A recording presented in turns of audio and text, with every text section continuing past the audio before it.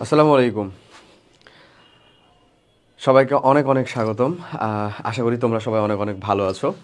আমি তোমাদের সাথে আছি আশিকুল ইসলাম। পড়াশোনা করছি ঢাকা ইউনিভার্সিটিতে। তো তোমাদের সবাইকে অনেক অনেক স্বাগতম আসলে আমাদের CU A unit crash course প্রোগ্রামে, অর্থাৎ আমাদের চট্টগ্রাম ইউনিভার্সিটি ভর্তি পরীক্ষার জন্য বিজ্ঞান বিভাগের প্রস্তুতি নেওয়ার জন্য একেবারে শেষ মুহূর্তে। তো ভাইয়া, আমি জাস্ট একটু কথা বলে আমরা মেইন ক্লাসের ভিতরে শুরু করব আসলে। সো আমাদের ভৌগোলিক অবস্থানগত কারণে আমরা যে ইনভায়রনমেন্টাল একটা বেনিফিট পাই, বিশেষ করে ঢাকায় অবস্থানকারী মানুষজন, তো এটা আমার বাংলাদেশে অবস্থানকারী দ্বিতীয় যদি কোনো একটা মানে বৃহত্তর বলো বা বেনিফিটের জায়গা বলো, সেটা হচ্ছে আসলে চট্টগ্রাম ইউনিভার্সিটি এবং চট্টগ্রাম যে জেলা সেটার কারণে আসলে বেসিক্যালি। সো সিইউএ পড়ার স্বপ্ন আমাদের, যখন আমরা আসলে কোনো রকমভাবে কাইন্ড অফ বলতে গেলে যে ডিউটা একটুর জন্য মিস করে ফেলছি, তখনই একটা টার্গেট হয় যে ভাই আমি তাহলে আমি টার্গেট নিব হচ্ছে সিইউএ একটা টপ সাবজেক্টে পড়াশোনা করব। ঠিক আছে, আর ইউএ একটা সাবজেক্ট নিব, আমাদের জাহাঙ্গীরনগর আছে সেসবের ভিতরে। সো সেই চিন্তাধারায় যদি আমরা ইউনিভার্সিটির লিস্টটা করি, তো সিইউ কিন্তু আমাদের টপ রেটেরই থাকে। সো যাই হোক, মেইনলি আমরা এখানে যে কাজটা কমপ্লিট করব সেটা হচ্ছে যে আমাদের বিগত সালের যত সিইউয়ের কোশ্চিন আসছে চট্টগ্রাম ইউনিভার্সিটিতে, যেই প্যাটার্নে কোশ্চিনগুলো আসছে সেগুলোকে আলহামদুলিল্লাহ সলভ করে ফেলবো। এবং এই সলভ করার ক্ষেত্রে দুইটা বেসিক কথা হয়তো বা তোমরা জানোই, যে সিইউএ একটা সমস্যা, সেই সমস্যার কথা যদি বলি আমি, সেটা হচ্ছে ফুল সিলেবাস। সমস্যাটা কি আসলে ভাইয়া বলো? সমস্যাটা হচ্ছে একটা, সেটা হলো ফুল সিলেবাস, তাই না? ফুল সিলেবাস, এটা একটা প্রবলেমে বলতে পারো। আবার তুমি যদি মেডিকেল প্রিপারেশন নিয়েই থাকতা বা নিয়েই ছিলা বা পড়েও ছিলা কিছুটা, তাহলে নিশ্চয়ই তুমি ফুল সিলেবাসটা অন অ্যান এভারেজ কমপ্লিট করছো। আচ্ছা, সো যাই হোক, ফুল সিলেবাস। এবং আরেকটা সুবিধা আছে, এটা কাইন্ড অফ মেডিকেল অ্যাসপিরেন্টদের জন্য অনেক বড় একটা সুবিধা। আবার আরেকটা সুবিধা হচ্ছে, যারা আমাদের ভার্সিটি টার্গেট নিয়েছিল ভাইয়ারা আপুরা, তাদের জন্য একটা সুবিধা হচ্ছে যে এখানে তুমি 100 MS এর ক্যালকুলেটর ইউজ করতে পারবা। এমএস ক্যালকুলেটর, ক্যালকুলেটর থাকলে কেন জানি একটা মানে থাকে না ভাই, নিজের ভিতরে আত্মবিশ্বাস থাকে না আমাদের, যে যাই হোক একটা সঙ্গী সাথী টাইপ কিছু একজন আছে। ওকে, সো যাই হোক, তো সর্বোপরি আমরা যে কাজটা করব মেইনলি, আমরা এবার একটু ম্যাক্স 20টা ক্লাসের ভিতরে ফুল এই জাস্ট কেমিস্ট্রি না, ফিজিক্স, কেমিস্ট্রি, ম্যাথ, বায়োলজি এবং বাংলা, ইংরেজি কমপ্লিট করে ফেলবো। কারণ কোশ্চিন প্যাটার্নটা তুমি না জানলে আজকেই যাবা সুন্দর মতন সার্কুলার থেকে কোশ্চিন প্যাটার্নটা ভালো করে ধরে ফেলবা। এটা অনেক বড় জিনিস, এগুলো অনেক মানে স্ট্র্যাটেজিক্যাল জিনিসপাতি রে ভাই। এই জিনিসগুলো মানুষজন করে না কেন জানি অ্যাডমিশনের আগে। আচ্ছা, সো যাই হোক, আমি নিজে হয়তো বা করতাম না, আমিও চাইতাম যেন কেউ বলে দেয়, বাট নিজে পড়লে কিন্তু তুমি তখন তো মনে রাখতে পারবা, তুমি ফার্দারও এটাকে মনে রাখতে পারবা এবং নিজে ইউটিলাইজটা করতে পারবা। সো যাই হোক, যেটা বলতেছিলাম, তো আমরা যে কাজটা করব সেটা হচ্ছে কেমিস্ট্রি। আজকে আমরা লেকচার 1 নিতেছি। এই লেকচার 1 এর ভিতরে 1 নাম্বার চ্যাপ্টার, 2 নাম্বার চ্যাপ্টার এবং কর্মমুখী রসায়ন মানে 5 নাম্বার চ্যাপ্টারটা আমরা কমপ্লিট করব। কেমিস্ট্রি লেকচার 2 এর ভিতরে কমপ্লিট থাকবে হচ্ছে আমাদের মৌলের পর্যাবৃত্ত ধর্ম এবং রাসায়নিক বন্ধন এবং রাসায়নিক পরিবর্তন, এই দুই পার্ট। ওকে, সো যেহেতু ফুল সিলেবাস বললামই, তাই আমরা ফুল সিলেবাসটাকে এরকমভাবে কাভার করে দিব।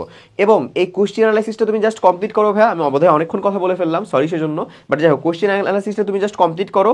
তোমাকে সিইউ এর কোশ্চেন কমন দেওয়ার দায়িত্ব আমাদের। আমরা নিজেরা হচ্ছে যে ইনশাল্লাহ এখান থেকে পরীক্ষা হয়ে যাওয়ার পরে কোশ্চেন পাবো, কোশ্চেনের পরে তুমি প্রমাণস্বরূপ পেয়ে যাবে। আমরা এখান থেকে কমনের নিশ্চয় দিব হচ্ছে 70% প্লাস, মাথায় থাকে যেন একেবারে ফুল তুমি হচ্ছে যে কমন পাবা। ঠিক আছে, ওকে, সো চলো আর কথা না বাড়ি আমরা শুরু করি। আমাদের যে প্রথম চ্যাপ্টারটাই আছে সেই চ্যাপ্টারটা হচ্ছে আসলে কি বলতো ভাই, ল্যাবরেটরি নিরাপদ ব্যবহার। ওকে, এই শাটলে চড়ে যে আমরা চাচ্ছি সিইউ যাব, শাটল হচ্ছে এমন একটা জিনিস যেটা দেশের একমাত্র ইউনিভার্সিটিতে আছে। সেটা কি বলতো? চট্টগ্রাম ইউনিভার্সিটি। যদিও সাপও আছে, বন জঙ্গলও আছে, পাহাড় পর্বতও আছে, but shuttle is the most significant thing. Okay, so চলো ল্যাবরেটরি নিরাপদ ব্যবহারের ভিতরে আমরা শুরু করি পড়াশোনাটা। প্রথম যে টপিকটা আমাদেরকে বলতেছে, সেই টপিকের ভিতরে আছে একটা প্রাইমারি প্রমাণ বস্তুর কোন বৈশিষ্ট্যটি থাকে না। একটা জিনিস আমি বারবার বলি ভাইয়া, যে যখন আমি একটা কোয়েশ্চেন পড়তেছি, হ্যাঁ আমি জানি আমি অনেক প্রেশারে আছি, আমি আমার ডিজায়ার্ড জায়গায় একটা ছিল, সাপোজ ডিউ ছিল অথবা আদার্স অন্য কোনো একটা ভার্সিটি ছিল, সেখানে আমি কাইন্ড অফ খুব ভালো একটা ফলাফল করতে পারি নাই কোনো কারণে। সে কারণটা আমি বুঝে গেছি আসলে এতদিনে। তো যাই হোক, পারি নাই, এখন আমি চলে আসছি হচ্ছে কিসে, ধরো এখানে পরীক্ষা দিব। সো এখন আমার স্ট্রেস ম্যানেজমেন্টের ক্ষেত্রে বা পরীক্ষা হলের যে টাইম ম্যানেজমেন্ট, সেটার ক্ষেত্রে আমাকে একটা জিনিস মাথায় রাখতে হবে, আমি কোশ্চেনটা কমন পাইছি, বাট কোশ্চেনটা যেন ভুল না পড়ি ভাই। এই যে শেষে না থাকে রে ভাই, এটা যে কত মানুষজন মিস করে ফেলে, হ্যাঁ না ছিল, হায় হায়। যাই হোক, কোনটা বৈশিষ্ট্য থাকে না, তাহলে বলো তো প্রাথমিক প্রমাণ বস্তু বলতে আসলে কি বোঝাচ্ছে জানো ভাইয়া? প্রাইমারি স্ট্যান্ডার্ড বস্তু। প্রাথমিক স্ট্যান্ডার্ড বলতে বলতে কি বোঝাচ্ছে? প্রাইমারি স্ট্যান্ডার্ড বস্তু। প্রাইমারি স্ট্যান্ডার্ড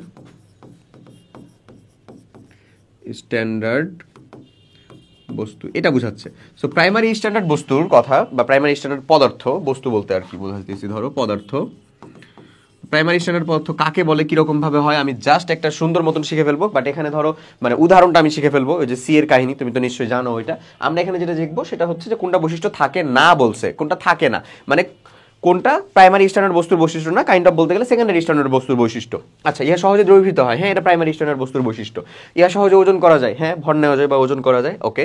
ইহার ঘনমাত্রা পরিবর্তিত হয় না, হ্যাঁ এটাও ঠিক ভাই, ইহার ঘনমাত্রা তো পরিবর্তিত হয় না, দ্যাটস ওয়াই সেটা প্রাইমারি স্ট্যান্ডার্ড বস্তু। আচ্ছা, ইহা বায়ুর উপস্থিতিতে সহজে গলে যায় না রে ভাই, এরা বায়ুর উপস্থিতিতে সহজে গলে যায় না। বায়ুর উপস্থিতিতে সহজে গলে যায় মানেই তো বায়ুর উপস্থিতিতে অক্সিজেন বা পানির সাথে ধরো বিক্রিয়া করে ফেলে, তার মানে তো তার ঘনমাত্রাটা পরিবর্তিত হয়ে যায়। বাট সেটা কি হয়? নিশ্চয়ই হয় না। তার মানে এরা বায়ুর উপস্থিতিতে মানে গলে যায় না, অর্থাৎ সঠিক উত্তরটা আমাদের কোনটা হয় বলো তো? ডি। ডি বৈশিষ্ট্য বোঝা গেছে, ওকে। চলো পরের কোশ্চেনে যাই। নিচের কোন যৌগটি প্রাইমারি স্ট্যান্ডার্ড পদার্থ হিসাবে, প্রাইমারি স্ট্যান্ডার্ড দ্রব্য হিসাবে আর কি ব্যবহৃত হয়? সো চলো আমরা প্রাইমারি স্ট্যান্ডার্ড দ্রব্য আর হচ্ছে যে সেকেন্ডারি স্ট্যান্ডার্ড দ্রব্য মনে রাখার সিম্পল একটা টেকনিক বুঝে নিই। প্রাইমারি যেটা তুমি জানো নিশ্চয়ই, আমি আবার একটু দেখিয়ে দিচ্ছি আর কি। প্রাইমারি স্ট্যান্ডার্ড, প্রাইমারি স্ট্যান্ডার্ডের কাহিনীটা কেমন বলো তো? প্রাইমারি স্ট্যান্ডার্ডের কাহিনীটা হচ্ছে যে সেখানে থাকবে কি, প্রাইমারি স্ট্যান্ডার্ড পদার্থের ভিতরে সি থাকবে, কার্বন না কিন্তু এটা সি, সি হইলেই হয়েছে, সি থাকবে। তাহলে এটাকে আমাদের কি বলতে পারি? আমরা প্রাইমারি স্ট্যান্ডার্ড বলতে পারি। যেমন হচ্ছে আমাদের H2C2O4, C2O4, দেখো আমি বলতেছি সি থাকবে, নট কার্বন, ঠিক আছে? আচ্ছা, তারপরে আমি বলতেছি হচ্ছে ভাই আমাদের CaC2O4 ধরো এমন বললাম। তারপরে আমি বলতেছি K2Cr2O7, দেখো আবার আমি দিব K2Cr2O7, Na2CO3, এরা, ওকে। ব্যতিক্রমটা আমি একটু এখানে লিখি, এক্সেপশনাল যেটা ব্যতিক্রম, মানে এই যে সি থাকবে এই রুলসের ব্যতিক্রম দেখায় হচ্ছে ভাই দুইজন, একটা হচ্ছে HCl, একটা হচ্ছে ক্যালসিয়াম ক্লোরাইড। এরা দুইজন কি দেখায় বলো? ব্যতিক্রম। মানে এখানে সি আছে দেখো, বাট স্টিল এটা কি প্রাইমারি স্ট্যান্ডার্ড না, এটা হচ্ছে সেকেন্ডারি স্ট্যান্ডার্ড পদার্থ। আচ্ছা, এরপরে চলো আমরা সেকেন্ডারি স্ট্যান্ডার্ডটা দেখে ফেলি। সেকেন্ডারি, তাহলে প্রাইমারি স্ট্যান্ডার্ডকে যদি আইডেন্টিফাই করতে পারি, তাহলে ওটা ছাড়া যারা মানে যেটাতে আমার সি থাকবে না বা সি নাই, সেই হচ্ছে আমাদের কাইন্ড অফ কি বলতে পারি আমরা সেকেন্ডারি স্ট্যান্ডার্ড পদার্থ। এবং রাফলি যদি একটু বলি, তাহলে রাফলি বলতে গেলে আমরা বলবো হচ্ছে যে আমাদের নর্মালি তীব্র ক্ষার, তীব্র অ্যাসিড, এরা সবাই হচ্ছে সেকেন্ডারি স্ট্যান্ডার্ড পদার্থ। যেমন হচ্ছে সি থাকে না, সি থাকে না, আর সি থাকে তারপরে সেকেন্ডারি স্ট্যান্ডার্ড হচ্ছে এই দুইজন HCl এবং ক্যালসিয়াম ক্লোরাইড। আচ্ছা, সি থাকে না, যেমন হচ্ছে KMnO4, পটাশিয়াম পারম্যাঙ্গানেট, ওকে। তারপরে হচ্ছে আমরা বলতে পারি হচ্ছে ভাই আমাদের সোডিয়াম হাইড্রোক্সাইড, তীব্র ক্ষার, তীব্র অ্যাসিড সবাই কিন্তু, হ্যাঁ, সালফিউরিক অ্যাসিড, H2SO4, এরা সবাই, ওকে। বাস শেষ। তাহলে বলো তো এখান থেকে আমাদের নিচের কোনটি প্রাইমারি স্ট্যান্ডার্ড পদার্থ হিসেবে ব্যবহৃত হয় না, মানে কোনটা সেকেন্ডারি স্ট্যান্ডার্ড সেটা বের করতে হবে। চলো খুঁজে বের করি। এই যে প্রথমেই যে ইম্পোস্টার, এটাই কি আমার সেকেন্ডারি স্ট্যান্ডার্ড না? পটাশিয়াম পারম্যাঙ্গানেট, এটা তো সি নাই, আর সি আছে তারপরও আমাদের এটা সেকেন্ডারি স্ট্যান্ডার্ড, এরকম মাত্র দুইজন। সেই দুইজন আমরা মনে রাখবো কে কে, একটা HCl, একটা ক্যালসিয়াম ক্লোরাইড, বাস শেষ, ওকে। তাহলে সঠিক উত্তর আমাদের এইটা, বাদ বাকি দেখো প্রত্যেকটাই হচ্ছে সি কন্টেন্ট ডালা। আচ্ছা, নিচের কোনটি প্রাথমিক প্রমাণ বস্তু? এগেইন প্রাথমিক প্রমাণ বস্তু মানে আমাদেরকে কি বলতে চাচ্ছে আসলে সে? নিচের কোনটি হচ্ছে আমাদের প্রমাণ বস্তু, মানে মানে আমাদের প্রাইমারি স্ট্যান্ডার্ড পদার্থ। প্রাইমারি স্ট্যান্ডার্ড পদার্থ এখানে কে আছে দেখো, sodium chloride, sodium hydroxide, sodium carbonate, sodium nitrate, এই যে এইটা সোডিয়াম ক্লোরাইড, ঠিক আছে? আচ্ছা, এখন অনেকে বলতে পারতাম ভাইয়া যে আমাদের সোডিয়াম ক্লোরাইডটা কেন না? কারণটা হচ্ছে ভাই এই হচ্ছে আমাদের ওই HCl-এরই চাচাতো ভাই আসলে, হ্যাঁ। HCl আর একটা যদি তীব্র ক্ষার, তীব্র অ্যাসিডকে যদি আমরা বিক্রিয়া করাই, আসলে HCl প্লাস পটাশিয়াম হাইড্রোক্সাইড বা সোডিয়াম হাইড্রোক্সাইড বিক্রিয়া করো, তুমি সোডিয়াম ক্লোরাইড কি পেয়ে যাবা লবণটা। সো ওখান থেকে আসা, দ্যাটস ওয়াই সেটাও না, ওকে। এটা আমাদের আসলে একটা সেকেন্ডারি স্ট্যান্ডার্ড পদার্থ। আচ্ছা, চলো পরেরটা। নিচের কোনটি প্রাইমারি প্রমাণ বস্তু, মানে সেম প্রাইমারি প্রমাণ বস্তু মানে প্রাইমারি স্ট্যান্ডার্ড পদার্থ? দেখো এখানে সি থাকার পরে এটা কি হবে? সেকেন্ডারি, আমরা তো পড়লাম মাত্রই সেকেন্ডারি। এই যে সোডিয়াম হাইড্রোক্সাইড, এটা কি প্রাইমারি না? এটা তীব্র ক্ষার, তীব্র অ্যাসিড, সেকেন্ডারি।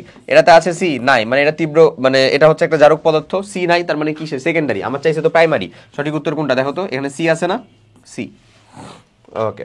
চলো, সেকেন্ডারি স্ট্যান্ডার্ড পদার্থ হলো, দেখো 20-21 সালের আশা কোশ্চিন কতবার যে আসছে রে ভাই এই জিনিসটা, প্রথম মানে ফার্স্ট চ্যাপ্টার থেকে। যদি এটাকে আমরা হচ্ছে যে পরিবেশ রসায়ন অথবা পরিমাণগত রসায়ন চ্যাপ্টারের ভিতরে ঢুকাতে পারি, বাট যেহেতু এটা এখান থেকে আসা কোশ্চিন আমরা এখানেই রাখছি সেটাকে। আর যেহেতু এটা ফুল সিলেবাস, আমাদেরকে জানতে হবে সেকেন্ডারি স্ট্যান্ডার্ড পদার্থকে। সোডিয়াম কার্বনেট, সি আছে, এটা প্রাইমারি স্ট্যান্ডার্ড, সি আছে, এটা প্রাইমারি স্ট্যান্ডার্ড, সি নাই, সঠিক উত্তর সি। সি নাই অথচ সঠিক উত্তর সি, ওকে। যাই হোক, এখানে দেখো সি আছে, মানে এটা প্রাইমারি স্ট্যান্ডার্ড। ওকে, পরের কোশ্চেনের দিকে যদি যাই, সর্বোত্তম পরিষ্কারক হিসেবে ল্যাবরেটরিতে কোনটি ব্যবহৃত হয়? আমরা যদি আসলে কখনো ধরো এইচএসসিতেও যদি পড়ে থাকি, তাহলে সর্বোত্তম ব্যবহারকারী জারক পদার্থ আজীবন পড়ে আসছি, কে বলো তো ভাইয়া? এই যে সালফিউরিক অ্যাসিডের সাথে H2SO4 প্লাস হচ্ছে এবং পটাশিয়াম ডাইক্রোমেটের গাঢ় সলিউশন। তাহলে এখান থেকে আসলে কি তৈরি হয় বলো তো? ক্রোমিক অ্যাসিড তৈরি হয়। কি তৈরি হয় বলো ভাইয়া? Chromic acid. ক্রোমিক অ্যাসিড তৈরি হয়। সো ক্রোমিক অ্যাসিডটা কি আছে? এই যে সি নাম্বার অপশন হচ্ছে ক্রোমিক অ্যাসিড। ঠিক আছে, এটা সর্বোত্তম। মানে আমি এখানে তেল হোক, গ্রিজ হোক, আদার্স অন্য যে কোনো ধরনেরই হচ্ছে যে মানে অপরিষ্কার বা অন্য যে কোনো কিছুই যুক্ত থাকুক না কেন, আমরা এটা দ্বারা সহজেই পরিষ্কার করে ফেলতে পারি সেটাকে। ওকে, চলো পরের কোশ্চেনে যাই। নেক্সটটা বলে, নিচের কোন গ্লাস সামগ্রীটি 50 milli 0.1 normal, not molar, normal sodium hydroxide প্রস্তুতির জন্য যথার্থ? আচ্ছা, 0.1 normal sodium hydroxide, 0.1 normal sodium hydroxide আর বেসিক্যালি 0.1 নর্মাল এবং 0.1 molar sodium hydroxide is same thing, because sodium হাইড্রোক্সাইডের জন্য তার তুল্য সংখ্যার মানটা কত? 1 হয়। ঠিক আছে, এই তিনটা জিনিস আসলে একই জিনিস। আচ্ছা যাই হোক, সো 50 মিলি আমাকে বানাতে হবে। এটা বানানোর জন্য আমার কতটুকু লাগবে সেটা যদি মাপতে হয়, সেটার জন্য নিক্তি লাগবে। আমি একটু লিস্ট বলি তোমাকে কি কি লাগবে। ধরো এখানে তোমার 50 মিলি মানে পানি লাগবে। পানির ভলিউমটা মাপার জন্য ভলিউমেট্রিক ফ্লাস্ক, মেজারিং সিলিন্ডার হোক বা হচ্ছে যে পিপেট হোক বা বুলেট হোক, যে কোনোটা দিয়ে তুমি মাপতে পারবা 50 মিলি। বাট বুলেট দিয়ে নর্মালি ওটা ওই কাজের জন্য ব্যবহার হয় না ওইটা। আচ্ছা যাই হোক, কনিক্যাল ফ্লাস্ক ব্যবহার করতে পারো, সেটা করতে পারো। ওকে, 0.1 মোলার বা 0.1 নর্মাল ব্যবহারের জন্য একটা নির্দিষ্ট অ্যামাউন্টে সোডিয়াম নিশ্চয়ই হাইড্রোক্সাইড লাগবে, একটা নির্দিষ্ট গ্রাম পরিমাণ। সো ওইটাকে আমরা পরিমাপ করতে পারবো কি দিয়ে? নিক্তির সাহায্যে। হ্যাঁ, মানে ব্যালেন্সড নিক্তির সাহায্যে সেটাকে আমরা পরিমাপ করতে পারবো। ওকে, সো এই সকল জিনিসপত্র লাগবে আমার। আর তারপরে হচ্ছে নাড়ানোর জন্য বা গোলানোর জন্য আমাদের কি লাগবে? সেটা একটা ধরো স্প্যাচুলা লাগবে। এই ওকে, সো এখানে আমার যেই কথাগুলো বলেছে সেখানে আমরা দেখি যে এটা আসলে বেসিক্যালি বলতেছে যে পানিটা মাপার জন্য আমরা কাকে ব্যবহার করতে পারি? 50 মিলি পরিমাপক বিকার দিয়েও ব্যবহার করতে পারো। একটা 50 মিলি পরিমাপক কনিক্যাল ফ্লাস্ক ব্যবহার করা যায়। মানে 50 মিলি মাপতে হবে এবং এই তোমাকে মাথায় রাখতে হবে খালি যে তুমি যেই আয়তনটা বলছো ওই বিকারের ওই ভ্যারিয়েশনটা হয় কিনা। 50 মিলির বিকার হয়? উত্তর হচ্ছে হ্যাঁ হয়। কনিক্যাল ফ্লাস্ক হয়? হয়। গ্লাস সিলিন্ডার হয়? হয়। Measuring cylinder glass cylinder. আয়তনিক ফ্লাস্ক হয় মানে গোলতলি ফ্লাস্ক বা ভলিউমেট্রিক ফ্লাস্ক হয়। তার মানে এদের যে কোনোটি আসলে আমরা অ্যাপ্লাই করতে পারি, মানে যে কোনোটাই অ্যাপ্লাই করতে পারো। ক্লিয়ার? ওকে, আসলে দেখি পরের কোশ্চেন। অ্যালুমিনিয়াম ক্লোরাইড শুষ্ক প্লাস হচ্ছে পানি বিক্রিয়া করে অ্যালুমিনিয়াম হাইড্রোক্সাইড এবং PHCl উন্নত ল্যাবরেটরিতে অ্যালুমিনিয়াম ক্লোরাইডের সাথে বিন্দু বিন্দু পানি যোগ করে পি গ্যাস তৈরি করছে, যা প্রশমন বিক্রিয়ায় ব্যবহৃত হয়। মানে এটা কি আসলে বলো তো ভাইয়া? HCl না পি গ্যাসটা, এবং HCl ভ্যাপার। HCl বাষ্পটা কিন্তু অনেক ক্ষতিকর। আচ্ছা, পি গ্যাসটি কি করতে পারে? শ্বাসকষ্টের কারণ হতে পারে তুমি শ্বাস ইনহেল করলে শ্বাসকষ্টের কারণ হতে পারে। বিষাক্ত, তাই রাসায়নিক সেফটি গগলস ব্যবহৃত হয়। অবশ্যই চোখে আসলে চোখ জ্বালা পোড়া করবে এবং ইভেন একটা নির্দিষ্ট কনসেন্ট্রেশনের বেশি গেলে চোখ নষ্ট হয়ে যেতে পারে। আচ্ছা, চোখ নষ্ট করতে পারে, এই যে দেখো যেটা বললাম। তার মানে সবগুলো সঠিক উত্তর কোনটা? সবগুলো। ক্লিয়ার? ওকে, পরের কোশ্চেনটা, ভলিউমেট্রিক ফ্লাস্ক এর সঠিক ব্যবহার করা হয়। ভলিউমেট্রিক ফ্লাস্ক মানে কি জানো ভাইয়া? গোলতলি যে ফ্লাস্কটা, হ্যাঁ, গোলতলি ফ্লাস্কটা মানে হচ্ছে কাইন্ড অফ, বুঝছো, এরকম থাকে। গোলতলি যে ফ্লাস্কটা আর কি, সেটার কথা বলতেছি।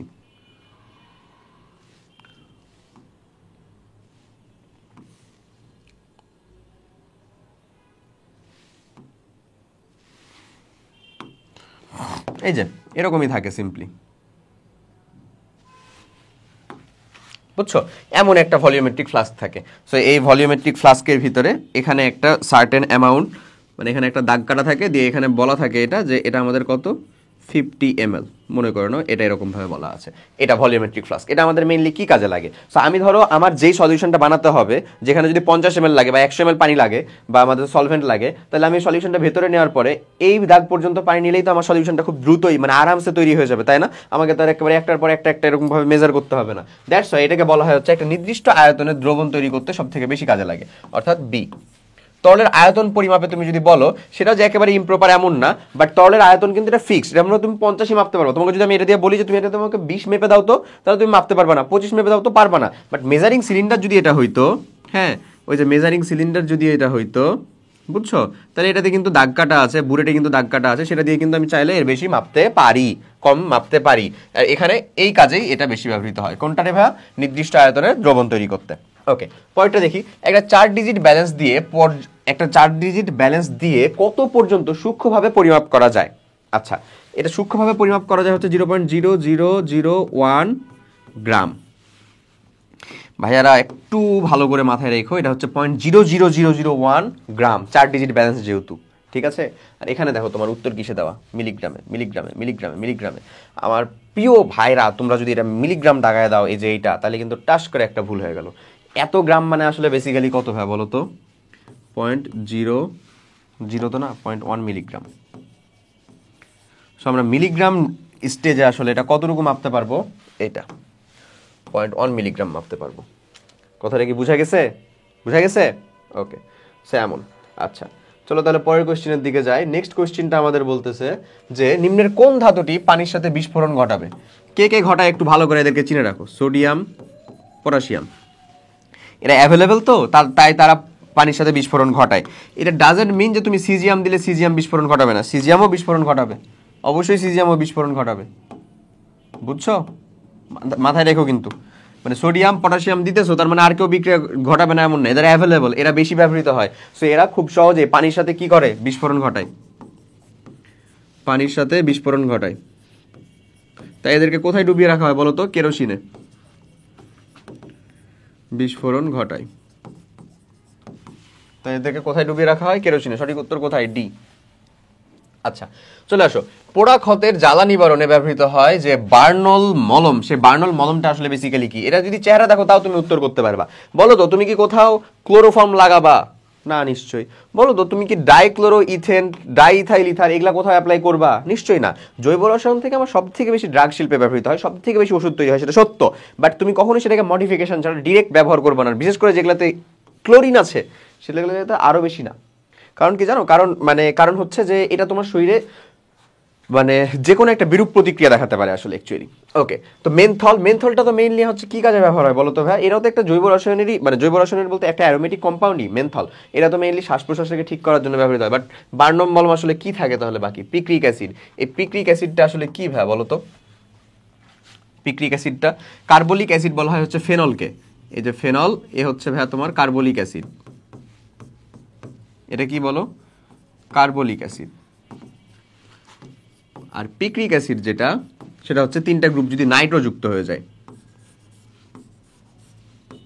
এখানে ধরো OH,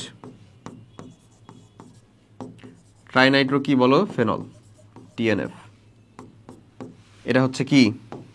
পিক্রিক অ্যাসিড। এমন। সো এই পিক্রিক অ্যাসিডটাই মেইনলি কি থাকে ওখানে? বার্নল মলমের মেইন উপাদান হিসেবে থাকে। সো এ পর্যন্তই ছিল। দেখো এখানে কোশ্চেনের ভ্যারিয়েশন হচ্ছে, তুমি অলরেডি এখানে দেখতেও পাবা যে কোশ্চেনটা কোন এরিয়া, কোন রেঞ্জ থেকে কোন রেঞ্জের ভ্যারিয়েশন হচ্ছে। যতগুলো আসছে সেগুলো থেকে ইম্পর্টেন্টগুলোকে এখানে দেওয়া হয়েছে। ইভেন তুমি এটা কমপ্লিট করো, এখান থেকে কমন দেওয়ার নিশ্চয়তা তো আমরাই বলতেছি, ঠিক আছে? অ্যানালাইসিস করেই বানানো। সো চিল। ওকে, সো চলো এরপরে আমাদের খুবই গুরুত্বপূর্ণ চ্যাপ্টার আমাদের আপনাওয়ালা এরিয়াতে চলো। আপনাওয়ালা এরিয়ার ভিতরে আসছে হচ্ছে আমাদের গুণগত রসায়ন। সো আমরা গুণগত রসায়নটা শুরু করি। এটা বড় সড়ো চ্যাপ্টার, বাট আমাদেরকে কোশ্চেন সলভ করতে হবে আসলে অ্যাকচুয়ালি। আচ্ছা, সো আমরা যেখানে শেষ করছিলাম সেটা হচ্ছে গুণগত রসায়ন অধ্যায়টা আমরা শুরু করব, ঠিক আছে? এখানে শেষ করছিলাম, চলো শুরু করি তাহলে। তোমরা জানো কিন্তু গুণগত রসায়ন যে অধ্যায়টা ছিল সেটা নিশ্চয়ই তুমি HSC স্ট্যান্ডার্ডে পড়ছো ভালো মতন। প্লাস এটা তোমাদের মানে আমাদের যে কোনো ভর্তি পরীক্ষাতে আমরা বসি না কেন, রসায়ন থেকে প্রশ্ন হলে গুণগত রসায়ন যথেষ্ট একটা ভাইটাল চ্যাপ্টার, তাই না? এখানে থিওরিও আছে, ম্যাথও আছে। চলো আমরা শুরু করি। প্রথমে দেখো আমাদের 18-19 সালে আসা একটা গুরুত্বপূর্ণ কোশ্চেন। এই কোশ্চেনটা কি বলে ভাই? এই কোশ্চেনটাতে বলতেছে আমাদের যে এক অণু সোডিয়াম অ্যালুমিনিয়াম হাইড্রক্সাইড NaLOH, আচ্ছা 4, এর মধ্যে বিদ্যমান নিউট্রনের সংখ্যা কত? কার সংখ্যা চাইছে? নিউট্রনের সংখ্যা। যেখানে সবকিছু আবার দেওয়া আছে, এটা দেওয়াও থাকতে পারে ভাই, না দেওয়া থাকতে পারে। দেওয়া থাকুক বা না থাকুক, আমরা তো জানি আসলে যে একটা, দেখো এই যে আমি একটা জিনিস আগে লিখে দিই, একটা থিওরিটা একটু বুঝিয়ে দিই সুন্দর করে, তাহলে আশা করি খুব সহজেই তোমরা পারবা। হ্যাঁ, ধরো এটা একটা মৌল। এই মৌলের ক্ষেত্রে 4টা জায়গায় 4টা ভ্যালু লেখা যেতে পারে। একটা জায়গায় প্রথমত হচ্ছে ভাই এখানে A লেখা যেতে পারে, এখানে লেখা যেতে পারে হচ্ছে Z, নিচে ওটা হচ্ছে উপরে। এখানে লেখা যেতে পারে হচ্ছে +-N, আর এখানে লেখা যেতে পারে হচ্ছে D। তো এখানে প্রত্যেকটা জিনিস আলাদা আলাদাভাবে আসলে কি, আমি তোমাকে সেই জিনিসটার কথাই বলতেছি। এখানে এই যে যেটা A, হ্যাঁ, এটা আসলে কি বলতো ভাই? তার নিউক্লিয়ন সংখ্যা বা তাকে আমরা বলতে পারি ভর সংখ্যা। ভর সংখ্যা। জেড জিনিসটা কি ভাবে বলতো? পারমাণবিক সংখ্যা বা প্রোটন সংখ্যা। পারমাণবিক সংখ্যা বা সেটাকে আমরা বলতে পারি হচ্ছে তার প্রোটন সংখ্যা, একই তো কথা। এই প্লাস মাইনাস এন হচ্ছে ত্যাগ বা গ্রহণকৃত ইলেকট্রন সংখ্যা। প্লাস মানে হচ্ছে ত্যাগকৃত, মাইনাস মানে হচ্ছে গ্রহণকৃত। তার মানে এটা হচ্ছে ভাই আমাদের ত্যাগ বা গ্রহণকৃত ইলেকট্রন সংখ্যা। আচ্ছা, ওকে। আর ডি যেটা, সেটা হচ্ছে আসলে অণুর সংখ্যা। যদি এটা পরমাণু না আকারে অণু আকারে থাকে তাহলে সেটা হচ্ছে অণুর সংখ্যা। ওকে, সো বেসিক্যালি এখান থেকে যদি আমাদেরকে বলে তাহলে ভাইয়া তুমি আমাকে বলো তো যে আমাদের নিউট্রন সংখ্যাটা কি? নিউট্রনটা আমরা কোথা থেকে পাবো? নিউট্রন। সো নিউট্রন যে সংখ্যা, সেই নিউট্রন সংখ্যাটা আমরা পাবো হচ্ছে অবভিয়াসলি ভর সংখ্যা থেকে। যদি আমরা পারমাণবিক সংখ্যাকে বাদ দিই তাহলে তো আমাদের নিউট্রন সংখ্যা চলে আসে না? দেখো প্রত্যেকটা ক্ষেত্রেই দেওয়া আছে জেড এর মানটা কত, মানে পারমাণবিক সংখ্যা কত 11, ভরটা কত 23। সো এখানে তাহলে নিউট্রন সংখ্যাটা কয়টা ভাই বলো তো? 12টা। কার? সোডিয়ামের জন্য। আচ্ছা, অ্যালুমিনিয়ামের ক্ষেত্রে 14টা, অক্সিজেনের ক্ষেত্রে 8টা, হাইড্রোজেনের ক্ষেত্রে 0টা। তাই কি না? তাহলে এখানে আমরা এখন কাউন্ট করে নিই। এই যে সোডিয়াম তো আমার একটা, তার মানে কয়টা আছে সেখানে? 12টা। তার মানে 12 প্লাস অ্যালুমিনিয়াম আমার কয়টা? একটা, সেখানে আছে কয়টা ভাই? 14টা। 14 প্লাস টোটালে এক অণুর ভিতরে, তাহলে এই যে দেখো হাইড্রোক্সিল আছে হচ্ছে 4টা। একটা হাইড্রোক্সিলের ভিতরে টোটালে আমার নিউট্রন সংখ্যা কয়টা? অক্সিজেনের মধ্যে ইলেকট্রন মানে নিউট্রন সংখ্যাটা আছে হচ্ছে 8টা। অক্সিজেনের মধ্যে কয়টা ভাই বলো? 8টা। আর এখানে কয়টা? 0টা। তার মানে হাইড্রোক্সিলের ভিতরে আসলে কয়টা? টোটালে 8টা। একটা হাইড্রোক্সিলের ভিতরে 8টা, তাহলে 4টার ভিতরে কয়টা রে? 32টা। সো বেসিক্যালি 32টা। তাহলে এটা কত হয় ভাইয়া? এটা হয় হচ্ছে 8, আর এখানে হয় হচ্ছে আমাদের 5, 58। এরাই না আমাদের সঠিক উত্তরটা? 58 যদি হয়ে যায় তাহলে আমরা পেয়ে যাই হচ্ছে আমাদের রাইট অ্যান্সারটা হচ্ছে ডি। ইজি জিনিস, খালি ধরতে পারলেই হয়েছে। ওকে, সো পরের কোশ্চেন যাই দেখি কি বলতেছে। ক্রোমিয়াম 3+ আয়নে ডি ইলেকট্রনের সংখ্যা হচ্ছে, ডিতে কয়টা ইলেকট্রন আছে সেটা চাইছে। খুবই ভালো কথা, খুব দ্রুতই করে ফেলা যায় আসলে। ক্রোমিয়ামের পারমাণবিক সংখ্যাটা কত ভাইয়া? 24, 24। তো ক্রোমিয়াম 3+ মানে কি আসলে? আছে কয়টা? 21। সো এখানে যদি আমি আর্গন নিয়ে নিই 1s2 2s2 2p6 3s2 3p6, আমি একবারই করে দিচ্ছি আর কি। 3s2 3p6 এতদূর পর্যন্ত তো আর্গন, এটা তো বুঝছি। তারপরে আসলে হয়তো কত বলো তো? হয়তো হচ্ছে এমন না ভাই, এই যে এই 4s2 3d4 এরকম এটা হওয়া উচিত ছিল, বাট আমরা জানি যে হয় আসলে হচ্ছে এরকম যে 4s2 না হয় 4s1 হয় আর 3d 5 হয়, যেহেতু এটা আমাদের ইলেকট্রন বিন্যাসটা একটু ব্যতিক্রম। যাই হোক, এমন হয়। দেন 3+ মানে কি? এখান থেকে আমার কয়টা ইলেকট্রন গেছে? এখান থেকে একটা চলে যাবে, আর এখান থেকে আমাদের কয়টা চলে যাবে? 2টা চলে যাবে। তার মানে 4 আর্গনের পরে আর্গন রাখলা তুমি, আর্গন রাখলা, তারপরে 4s এর মধ্যে কত হয়ে যাবে ভাইয়া? 0। 3d এর ভিতরে 4s থেকে একটা চলে গেছে, এখান থেকে 2টা চলে গেছে, এখান থেকে 2টা চলে গেলে এখানে থাকলো কয়টা? 3টা। সো তাহলে ডি এর মধ্যে আমাদের ইলেকট্রন থাকে কয়টা রে? সর্ববহিষ্ঠ শক্তি স্তর ডিতে 3টা। সঠিক উত্তর 3। এটাই চাইছে না, ডি ইলেকট্রনের সংখ্যা কয়টা, ডি এর মধ্যে কয়টা ইলেকট্রন আছে সেইটা। ওকে, আচ্ছা চলো নেক্সটটা দেখি। ডিউটেরিয়ামের নিউট্রন সংখ্যা কত? খুবই গুরুত্বপূর্ণ একটা প্রশ্ন। ডিউটেরন কোণা আমরা পড়ছি না, যে আমাদের ভারী কোণা হচ্ছে আসলে বা কম্পোজিট কোণা দুইটা, একটা হচ্ছে ডিউটেরন কোণা আর একটা হচ্ছে আমাদের আলফা কোণা। সো এই যে দেখো ডিউটেরিয়াম থেকে আসছে মেইনলি ডিউটেরন। সো ডিউটেরিয়াম হচ্ছে আসলে কি? হাইড্রোজেনের আইসোটোপ। হাইড্রোজেনের 3টা আইসোটোপের মধ্যে একটা হচ্ছে ডিউটেরিয়াম। প্রথমটা হচ্ছে প্রোটিয়াম 1 যেটা আমরাই পাই বেসিক্যালি, সেটার নামটাই হচ্ছে, যেটাকে আমরা হাইড্রোজেন বলি, সেটা কি বলতো? প্রোটিয়াম। এটাতে ভর সংখ্যা কত ভাইয়া? 1। এই সংখ্যা কত? পারমাণবিক সংখ্যা কত? 1। আচ্ছা, তাহলে এখানে নিউট্রন সংখ্যা কত? 0। আচ্ছা, তারপরে H2 1, এটাই হচ্ছে আমাদের সেই ডিউটেরিয়াম। কি নাম এটার বলো? ডিউটেরিয়াম।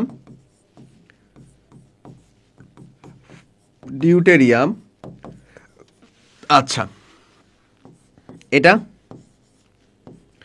যদি 3 হয় তাহলে সেটাকে কি বলবো? ট্রিটিয়াম। 3টার কথাই মাথায় রাখবা, হ্যাঁ? ট্রিটিয়াম।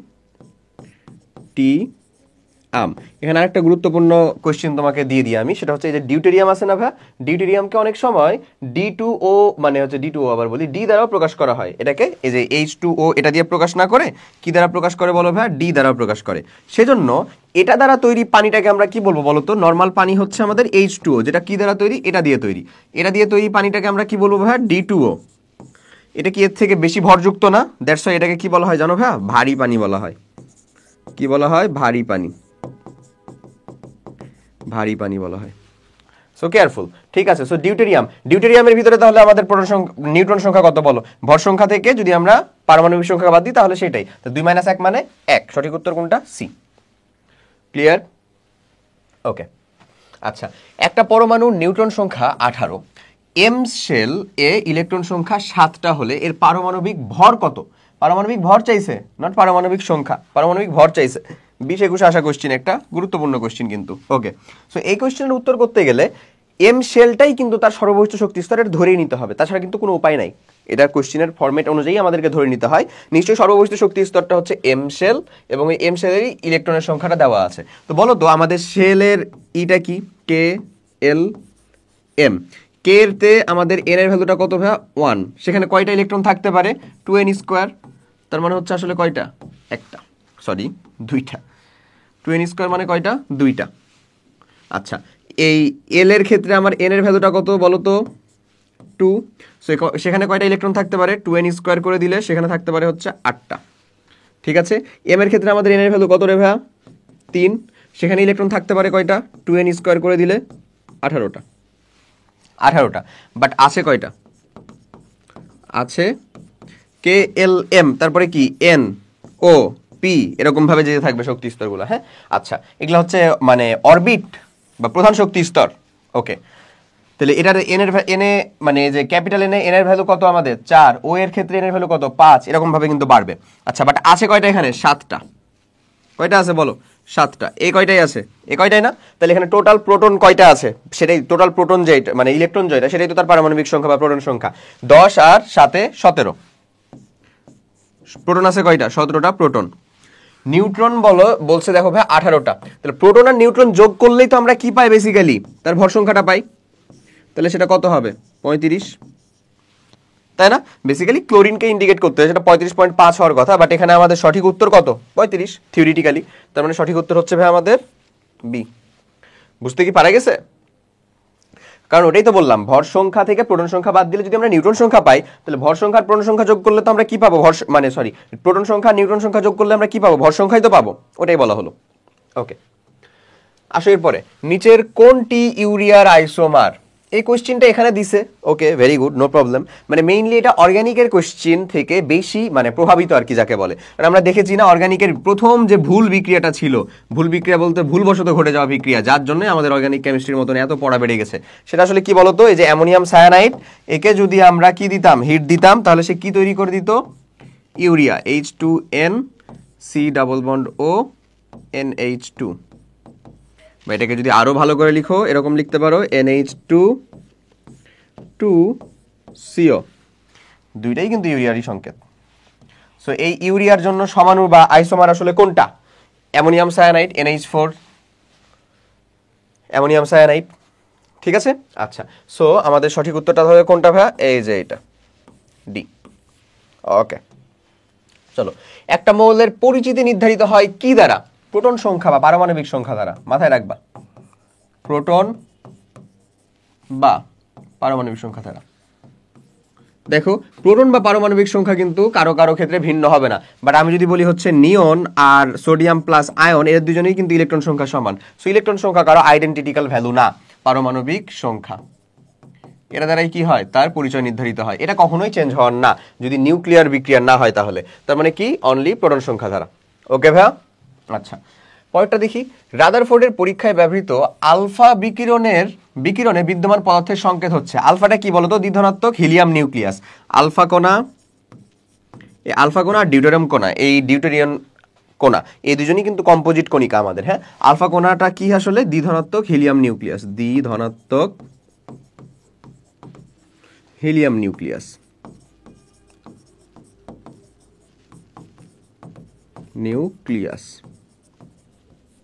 দ্বিধনাত্মক helium nucleus. সো দ্বিধনাত্মক হিলিয়াম নিউক্লিয়াস কোনটা ভাইয়া বলো? এই যে হিলিয়াম ড্র করবা। দ্বিধনাত্মক মানে কি? 2+, কোনো ইলেকট্রন থাকা যাবে না। হিলিয়াম নিউক্লিয়াস, হিলিয়ামের পারমাণবিক সংখ্যা কত? 2, ভর কত? 4। সো এটাই হচ্ছে তার কি আসলে বেসিক পরিচয়। তখন দ্বিধনাত্মক হিলিয়াম নিউক্লিয়াস তুমি এখানে কোথায় পাবা? এটা না, এটা না, এই যে এটাকে দেখো তো, এটা হইতো, বাট এখানে He2 দেওয়া, এটার কি কোনো পরমাণু অনুসংখ্যা আছে নাকি রে? এর কি কোনো অনুসংখ্যা আছে? নাই। তার মানে এই যে এখানে দেওয়া নাই, দেখো এখানে দেওয়া নাই, তার মানে এটাই সঠিক হবে। দেখো এই যে এইচ এর পরে এই পাশে 2 দেওয়ার মানে কি, সেটা তার কি বোঝাচ্ছে, অনুকে ইন্ডিকেট করতেছে। বাট হিলিয়ামের কি অণু তৈরি হওয়া আদৌ সম্ভব? নিশ্চয়ই না। হিলিয়াম তো কোনো যৌগই তৈরি করে না, কারণ কি, সে তো হচ্ছে নোবেল গ্যাস পরিবারের বা 18 নাম্বার গ্রুপ বা আমাদের নিষ্ক্রিয় গ্যাস পরিবারের একজন, তাই না? ওকে, সো আমাদের তাহলে সঠিক উত্তরটা কোনটা?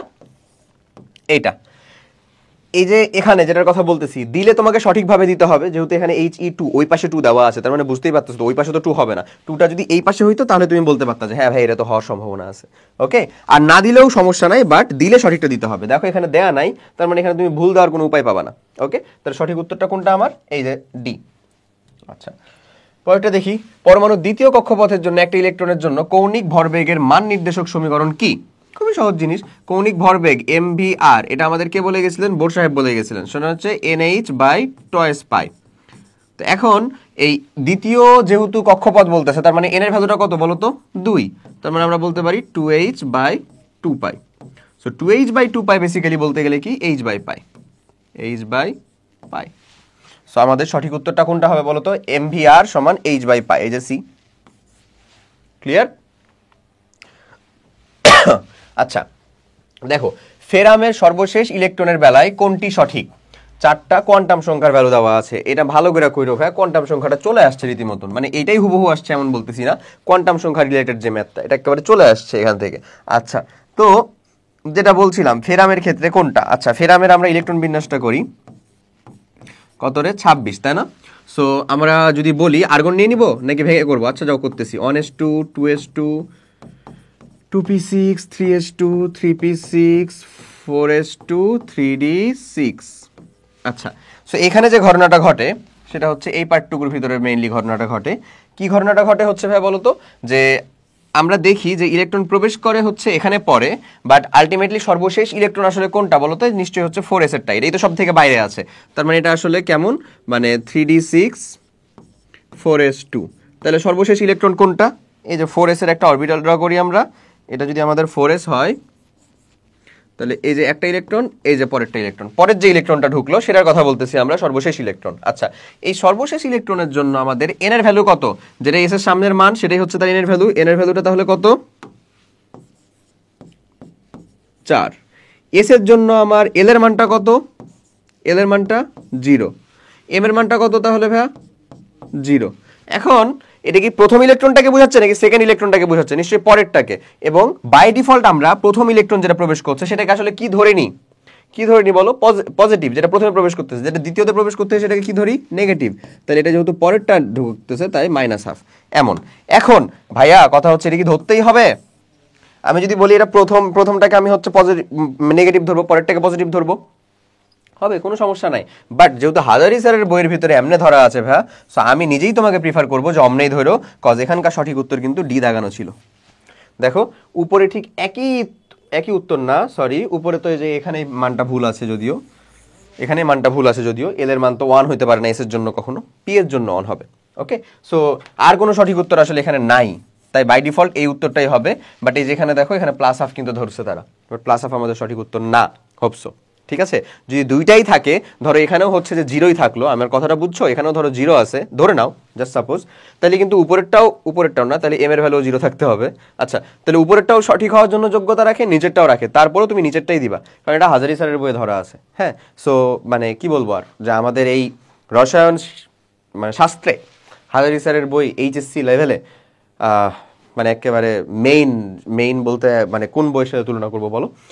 বুঝতেই পারতেছো, ধর্মগ্রন্থের মতন করে পালনা করা হয়। আচ্ছা, তো চলো পরের কোয়েশ্চেনের দিকে যাই তাহলে। নেক্সট কোয়েশ্চেনটা বলে প্রতি অরবিটালে ইলেকট্রনের সংখ্যা নির্দেশ করে কোন ভ্যালুটা? প্রতি অরবিটালে, দেখছো ভাই 20-21 কতগুলা কোয়েশ্চেন আসছে। প্রতি অরবিটালে ইলেকট্রন। আচ্ছা, আমি তোমাকে বলি এন এর একটা নির্দিষ্ট মানের জন্য, এন এর একটা নির্দিষ্ট মানের জন্য এন স্কোয়ার হলো অরবিটাল সংখ্যা, মাথায় রাখবা। সাপোজ এন সমান হচ্ছে 1, তাহলে অরবিটাল সংখ্যা কয়টা হবে? একটাই হবে, যেমন এস এ কি 1 এসি হয়, 1 এর জন্য পিও নাই, 1 এর জন্য কি নাই? ডিও নাই, এফও নাই। ওকে, আচ্ছা, অরবিটাল সংখ্যা। আবার আবার একটা অরবিটালে মেইনলি কয়টা ইলেকট্রন থাকতে পারে বলো? দুইটা ইলেকট্রন থাকতে পারে, তাই না? এই যে একটা অরবিটালে যেরকম কক্ষপথ, একটা অরবিটালে কয়টা? দুইটা থাকতে পারে। তাই n স্কয়ার যদি তার অরবিটাল সংখ্যা হয়, তার মানে নিশ্চয়ই 2n স্কয়ার হবে কি মোট ইলেকট্রন সংখ্যা, কারণ একটাতে থাকতে পারে n স্কয়ার, দুইটাতে থাকবে কত? 2n স্কয়ার মোট ইলেকট্রন সংখ্যা। আচ্ছা, ওকে, এরকম একটা জিনিস, এরকম একটা জিনিস। এল এর মান দিয়ে এটা কি হয়? এল এর যে কোনো মানের জন্য, যে কোনো মানের জন্য আমাদের এল এর যে কোনো মানের জন্য তার অরবিটাল সংখ্যাটা হয় হচ্ছে, অরবিটাল সংখ্যা কত হবে বলো ভাইয়া? 12 প্লাস 1, এটা হয় তার অরবিটাল সংখ্যা। এল এর মান এস এ যেমন 0, তুমি 0 বসাও কত পাবা? 1 পাবা, মানে এস এর জন্য এসি। পি এর জন্য কত?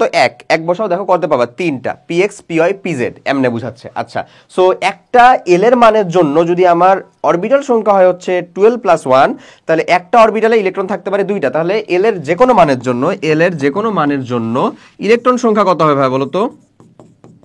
অরবিটাল সংখ্যা গুণিত 2 ইন্টু 12 প্লাস 1। তো আমার চাইছে কি? আমার চাইছে হচ্ছে প্রতি অরবিটালে ইলেকট্রন সংখ্যার মান নির্দেশ করে কোনটা দিয়ে? এটা দিয়ে না, এল এর, কারণ এটা অরবিটালে বলছে। যদি তোমাকে বলতো অরবিটে, তাহলে তুমি 2n স্কয়ারও দিতে পারতা, কারণ n দিয়ে অরবিটটাকে ইন্ডিকেট করা হয়। ওকে, আচ্ছা, সো আশা করি বুঝতে পারা গেছে। চলো পরের কোশ্চেনের দিকে যাই। নেক্সটটাতে আসো, lambda equals to H by M V সমীকরণের নাম কি? কার সমীকরণ বলো তো? ডি ব্রগলির সমীকরণ। ডি ব্রগলি সাহেব কি করলেন? E equals to M C square, আইনস্টাইনের যে ভর শক্তির রূপান্তর, এবং E equals to H nu, H nu, এই দুটোকে কি করলেন? পরস্পর সমান করে দিলেন। সমান করে দিলে উনি প্রমাণ করলেন ল্যামডা সমান এইচ বাই এম ভি। এখানে ভিটা কি ভাইয়া? বেগ, ঠিক আছে, বেগ। মানে তিনি কণা সম্পর্ক এবং তরঙ্গ সম্পর্ককে একত্রিত করে এই যে একটা তরঙ্গের সাথে তার কণার যে মুভমেন্টের কাহিনীটা কিরকম ভাবে ঘটে সেটা সম্পর্ক স্থাপন করলেন। সেটা তিনি আসলে কে বলতো ভাইয়া? De Broglie. ব্যাস, তাহলে এটা কার সমীকরণ? ডি ব্রগলির সমীকরণ, বি। ক্লিয়ার না? ওকে। n equals to 3, l equals to 1 উপকক্ষপথে কয়টি ইলেকট্রন থাকতে পারে? তুমি বলো ভাইয়া, l equals to 1 ইলেকট্রন থাকবে কয়টারে? ওই যে 2 ইন্টু, মাত্রই তো করলাম, 12 প্লাস 1, কয়টা ইলেকট্রন থাকবে? তাহলে এখানে আসলে ভ্যালুটা কত আসে বলো তো? 1 ভ্যালু যদি বসিয়ে দাও, তাহলে 2 ইন্টু 3 মানে হচ্ছে বেসিক্যালি কত? 6। সো এই যে 6 পাইলা না, এটা আসলে কাকে ইন্ডিকেট করতেছে? l equals to 1 মানে ইন্ডিকেট করতেছে কাকে? আসলে p। So n equals to 3 মানে হচ্ছে 3p। সো 3p তে কয়টা ইলেকট্রন থাকবে? 3p, 4p, 2p, যেটাই p হোক না কেন, p তে সর্বোচ্চ কয়টা ইলেকট্রন থাকে? 6টা। সেটাই আসছে তোমার সঠিক উত্তর। তাহলে সঠিক উত্তর এখানে কয়টা হবে রে বলো? 6টা। আচ্ছা, 1:2:2p6 এরকম একটা ইলেকট্রনের বিন্যাসটি কোন মৌলের? চলো আমরা দেখে ফেলি। এই যে এতদূর পর্যন্ত যদি আমি কাট দেই একটা 1:2, 2:2, 2p6, 3:2, 3p6, দেখো এটা আর্গন পর্যন্ত চলে গেছে। কে? আর্গন। আর্গন মানে হচ্ছে তার পারমাণবিক সংখ্যা কত হয়েছে এখানে? 18। 18-র সাথে 2 যোগ 20 আর 5, 25। 25 কার? Mister manganese, mister manganese. তাহলে ম্যাঙ্গানিজ সাহেব ডি। ক্লিয়ার? আমরা এমনি সহজে বের করে ফেলতে পারি। আচ্ছা, পর্যায় সারণীতে আর্সেনিকের অবস্থান কোথায়? ওকে, সো পর্যায় সারণীটাকে আমরা যেভাবে পড়বো, আসলে বেসিক্যালি কেমনে পড়বো ভাবছিলাম আমরা পর্যায় সারণীকে? আমরা বলছিলাম এস ব্লক মৌল এবং পি ব্লক মৌলকে এবারে ঠাড়া মুখস্থ করে ফেলবো, বুঝছো? মুখস্থ করে ফেলবো। যদি নাও হয় তাও সমস্যা নাই, এটা ওরকম ভাবে মুখস্থ করলে আসলে চলে আসে। বাট তুমি যদি এটাকে নাও মুখস্থ করতে পারো তাও ঝামেলার কিছু না। তোমাকে তাহলে আর্সেনিকের কিন্তু পারমাণবিক সংখ্যাটা জানতে হবে, তাহলে তুমি আবার উত্তর করতে পারবা। সো নর্মালি আমরা আর্সেনিক পর্যন্ত পড়ি না, আমরা জিঙ্কে যে থেমে যাই। ওটা কিন্তু 4 নাম্বার পর্যায়েরই মৌল। আর্সেনিকের কথা বলতেছি আমরা, বুঝছো? এটা কিন্তু কত নাম্বার পর্যায়ের মৌল ভাইয়া বলো? 4 নাম্বার পর্যায়েরই মৌল। আচ্ছা, তো যাই হোক, এটা হচ্ছে আমাদের সেই 15 নাম্বার গ্রুপের, 15 নাম্বার গ্রুপের। তাহলে এখানে থাকে হচ্ছে 1 নাম্বার গ্রুপে, 15 নাম্বারে 1 নাম্বার পর্যায়ে তো কেউ নাই, আছে হচ্ছে নাইট্রোজেন, আর্সেনিক। ওকে, তো এটা কত ছিল ভাইয়া বলো তো? 15। তাহলে এটা হচ্ছে আসলে 33 বেসিক্যালি এটাই হবে। তো চলো, আর্সেনিক যদি 33 হয়, আমরা সেটার পারমাণবিক মানে ইলেকট্রন বিন্যাসটা করে ফেলি। 33, আচ্ছা, 1s2, 2s2, 2p6, 3s2, 3p6, 4s2, 18, 20 হইল, 3d10, 4p3। সো দেখো তো ইলেকট্রন বিন্যাসটাকে যদি আমরা একটু সাজাই তাহলে আমাদের 3d10 এর পরে 4s2 থাকে, 4p3 থাকে। তুমি বলো ভাইয়া এই যে মানে ns2 np126 এটা কোন অরবিটালের মৌলের বৈশিষ্ট্য? অবভিয়াসলি p অরবিটালের মৌলের বৈশিষ্ট্য। সো p অরবিটালের মৌলের বৈশিষ্ট্য হলে, p ব্লক মৌলের বৈশিষ্ট্য হইলে নিশ্চয়ই এটা p ব্লক মৌলের অবস্থান নির্ণয় করার উপায়টা কি ছিল আমাদের? উপায়টা কি ছিল বলো? উপায়টা ছিল এইটাই যে তার পর্যায়টা হচ্ছে কত, n এর ভ্যালু যেটা, n এর ভ্যালু কত রে? 4। সো তার পর্যায়টা হচ্ছে 4। পর্যায়ে 4 যুক্ত কে গেছে রে? 1 আর 2। তার মানে এই যে সি অথবা ডি এর ভিতরে একটা উত্তর হবে। ঠিক আছে, আচ্ছা এবার পর্যায় তো পেয়ে গেছো, গ্রুপগুলোকে দেখো ভাইয়া নরমাল ভাবে দেওয়া নাই, তুমি এখানে আধুনিক ভাবে গ্রুপ নির্ণয় করতে পারবা। গ্রুপের আধুনিক নির্ণয় হচ্ছে এস এর ইলেকট্রন প্লাস পি এর ইলেকট্রন প্লাস 10, মানে কত হয় হচ্ছে আসলে বেসিক্যালি 15, বুঝছো? আর আগের নিয়মটা কি জানো? আগের নিয়ম অনুযায়ী আসলে পর্যায় সারণীর যে 18টা গ্রুপের মৌল আছে তাদেরকে বেসিক্যালি দুইটা সাব গ্রুপে ভাগ করা হয়েছিল, একটা হচ্ছে এ সাব গ্রুপ আর একটা হচ্ছে বি সাব গ্রুপ। সো আমাদের এস ব্লক মৌল এবং পি ব্লক মৌলগুলা এ সাব গ্রুপের অন্তর্ভুক্ত। কোন সাব গ্রুপের অন্তর্ভুক্ত ভাইয়া বলো? এ সাব গ্রুপের অন্তর্ভুক্ত। আমাদের এস আমরা হচ্ছে থিওরিটিক্যাল যখন ক্লাস করাইছি থিওরিটিক্যাল ক্লাসের মধ্যে একটা মানে কি বলছি যে আমাদের সনাতন নিয়মে হচ্ছে পর্যায় সারণীতে কোনো একটা মৌলের অবস্থান নির্ণয়, এটা একেবারে ডিটেলসে করানো আছে, তুমি কাইন্ডলি ওখানে দেখে ফেলতে পারো, বাট আমি এখানকার জন্য যতটুকু লাগবে সেটুকু বলে দিচ্ছি। এস এবং পি ব্লক মৌলগুলো কোন সাব গ্রুপের অন্তর্ভুক্ত? এ সাব গ্রুপের অন্তর্ভুক্ত। তাহলে তার সামনে যে একটা রোমান সংখ্যা, ওই রোমান সংখ্যাটা কত হবে? সর্বস্থিত শক্তি স্তরে ইলেকট্রনের যোগফল প্লাস হচ্ছে রোমান সংখ্যা। তাহলে আসো এখানে সর্বস্থিত শক্তি স্তরে ইলেকট্রন কত আছে? 5টা। তাহলে 5 বসিয়ে দিলাম, রোমান সংখ্যাটা কত তাহলে? ভি। আর তারপরে তার সাবগ্রুপ কত ভাইয়া? যেহেতু এটা পি ব্লক মৌল তাহলে এস আর পি কোথায়? এতে, তার মানে ভি এ, এটাই হচ্ছে তার কত? এটাই হচ্ছে তার গ্রুপ। তাহলে গ্রুপটা কোথায় হচ্ছে তাহলে দেখো তো ভাইয়া, অবভিয়াসলি আমাদের সঠিক উত্তরটা হয়ে যাচ্ছে সি। ক্লিয়ার? ওকে, একই শক্তি সম্পূর্ণ বিভিন্ন অরবিটালে ইলেকট্রনগুলো সর্বাধিক বিজোড় অবস্থায় থাকতে পারে, মানে সর্বাধিক অযুগ্ন অবস্থায় থাকতে পারে। এটা কে বলে গেছিলেন? আমাদের শ্রদ্ধেয় হুন্ড সাহেব, তাই না? তাহলে এটা হচ্ছে হুন্ডের সূত্র বেসিক্যালি। ওকে, সো পলির বর্জন নীতি, আহ্বান নীতি এবং হুন্ডের সূত্র বা হুন্ডের নীতি, এই তিনটাই তো আমাদেরকে পড়া লাগে আসলে। আচ্ছা, পর্যায় সারণীতে সম্প্রতি সংযুক্ত নতুন মৌলগুলোর পারমাণবিক সংখ্যা হলো, এটা আগে আসা একটা কোয়েশ্চেন, তারপরে ইম্পর্টেন্ট, এটা একটা মাথায় রাখবো। বিজোড় 113 থেকে শুরু, 113, 115, 117, 118, এই কয়টা? ঠিক আছে, তাহলে কত থেকে শুরু? 113। এই যে 113, 115, 117, এটাই মাথায় রাখবো যে বিজোড় সংখ্যা হবে 113 থেকে শুরু হবে। তাহলে বিজোড় 113 এমনি, আর তারপরে সবশেষে হচ্ছে 118, সেটা হচ্ছে ওজি, অগ্নেসিয়াম।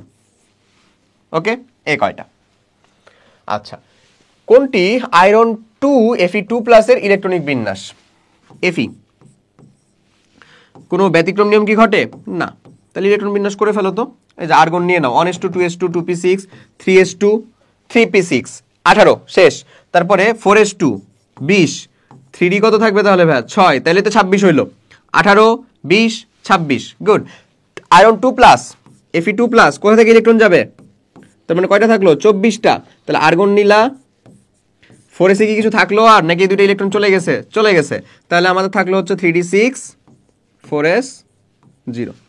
তাহলে এটাই না, এটাই তার ইলেকট্রনিক কনফিগারেশন। সো এই ইলেকট্রনিক কনফিগারেশনটা কাজ কোথায় মিলে ভাই দেখো তো? আর্গন, তারপরে 3d6 4s, তার কিছু নাই। তাহলে আমাদের সঠিক উত্তর হচ্ছে এইটাই, বি। ক্লিয়ার? ওকে, নাইট্রোজেন পরমাণুতে 3টি বিজোড় ইলেকট্রন বিদ্যমান, নিম্নের কোন নীতি বা সূত্র দ্বারা এটি প্রমাণ পাওয়া যায়? 3টে বিজোড় ইলেকট্রন, ওই যে 1s2 2s2 2p কত ভাইয়া বলো তো? 3। সেই 2p3টা আসলে কি? 2px1 2py1 2pz1। এটা তো এমন হইতে পারো যে 2px2 তারপরে 2py1, তাও তো 3টা হয়। ওরকম ভাবে কি হয়? না, সর্বাধিক অযুগ্ন অবস্থায় প্রথমত তারা থাকবে, এবং এটা কার সূত্র? এই যে মাত্রই পড়লাম, হুন্ড সাহেবের, ডি। আচ্ছা, অম্লীয় দ্রবণে H2S চালনা করলে কোনটি পদক্ষেপ পড়বে না? মাথায় রাখবা, অম্লীয় দ্রবণে H2S যারা মেইনলি দিতে চায় তারা হচ্ছে 2+ আয়নধারী গেলা। কারা? মেইনলি 2+ আয়নধারী গুলা। কারণ এই যে তাদের সালফাইডের কি পড়ে? পদক্ষেপ পড়ে। এটা হচ্ছে গ্রুপ বিকারক মনে রাখার টেকনিক। গ্রুপ বিকারক মনে রাখার টেকনিকের থেকে আসলে এটাকে মনে রাখার টেকনিকের থেকে এটা মনে রাখাটাই বেশি অ্যাপ্লিকেবল বা বেশি কার্যকর হয় ভাইয়া। তো গ্রুপ বিকারক মানে কি? গ্রুপ মানে আমরা যাদের যোজনী অনুযায়ী কিছু মৌলকে গ্রুপে ভাগ করি, যেমন দুই যোজনী আলা যারা ছিল তাদেরকে আমরা দুইটা এ আর বি দুইটা গ্রুপে ভাগ করি, এরকম গ্রুপ বিকারক আছে কিছু। হ্যাঁ, তো আমাদের এই যে অম্লীয় দ্রবণে H2S মানে HCl এর উপস্থিতিতে H2S যেন আমার সমায়ন প্রভাব ঘটে, এত কিছু বলে এখন মাথাটা নষ্ট করতে চাচ্ছি না আর কি, যেহেতু এটা সলভ ক্লাস লিটারেলি। তো মাথায় রাখবা 2+ গুলোর জন্য এটা বেশি অ্যাপ্লিকেবল। তাহলে 2+ গুলা তো অধক্ষেপ পড়বেই, 2+ গুলা যেহেতু বলছে অধক্ষেপ পড়বে না, সো 2+ এর জন্য এটা তো বেশি অ্যাপ্লিকেবল, তার তো অধক্ষেপ পড়বেই তাহলে বললাম। তাহলে এখানে একমাত্র 2+ যার অধক্ষেপ পড়ে না সে হচ্ছে কে আসলে Fe2+, এটাই মাথায় রাখতে হবে, এটাই একটা ব্যতিক্রম এই। ওকে, আচ্ছা পরেরটাতে যাই। গ্রুপ বিকারক আরো আছে, তখন আরো বেশি দেখাতে পারবো। নিচের কোন সালফেট লবণ পানিতে অদ্রবণীয়?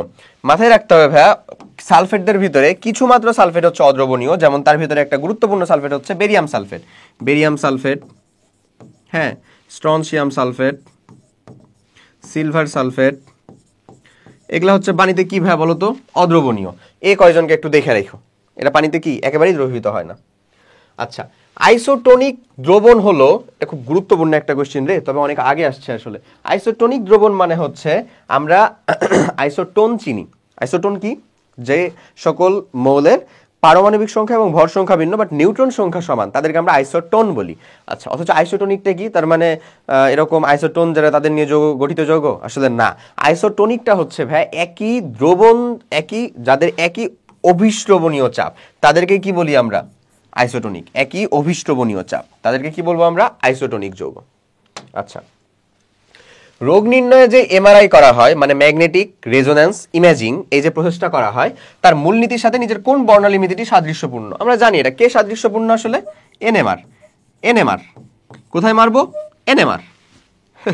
আমার একটা ফ্রেন্ড ছিল বলতে এখনো আছে আসলে, তো ও এখানে কে এনে তেনে এমনে, হ্যাঁ। তো যাই হোক, এটা তার হচ্ছে আঞ্চলিকতা।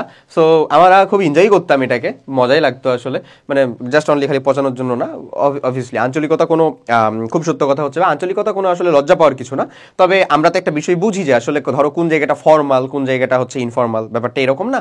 সো আমি যদি এখানে এসে রীতিমতন আঞ্চলিকভাবে কথা বলাই শুরু করি, তাহলে কিন্তু তোমার কাছে এটা একটু লেস অ্যাকসেপ্টেবল হবে, এটাই স্বাভাবিক ভাব, তাই না? বাট স্টিল কি আমার অঞ্চল থেকে উঠে আসার জন্য আমার কোনো আঞ্চলিকতা নাই? আছে। তো তুমি তোমার আঞ্চলিকতাটা ব্যবহার করো না রে ভাই, গর্বের সাথে ব্যবহার করো, সমস্যা নাই।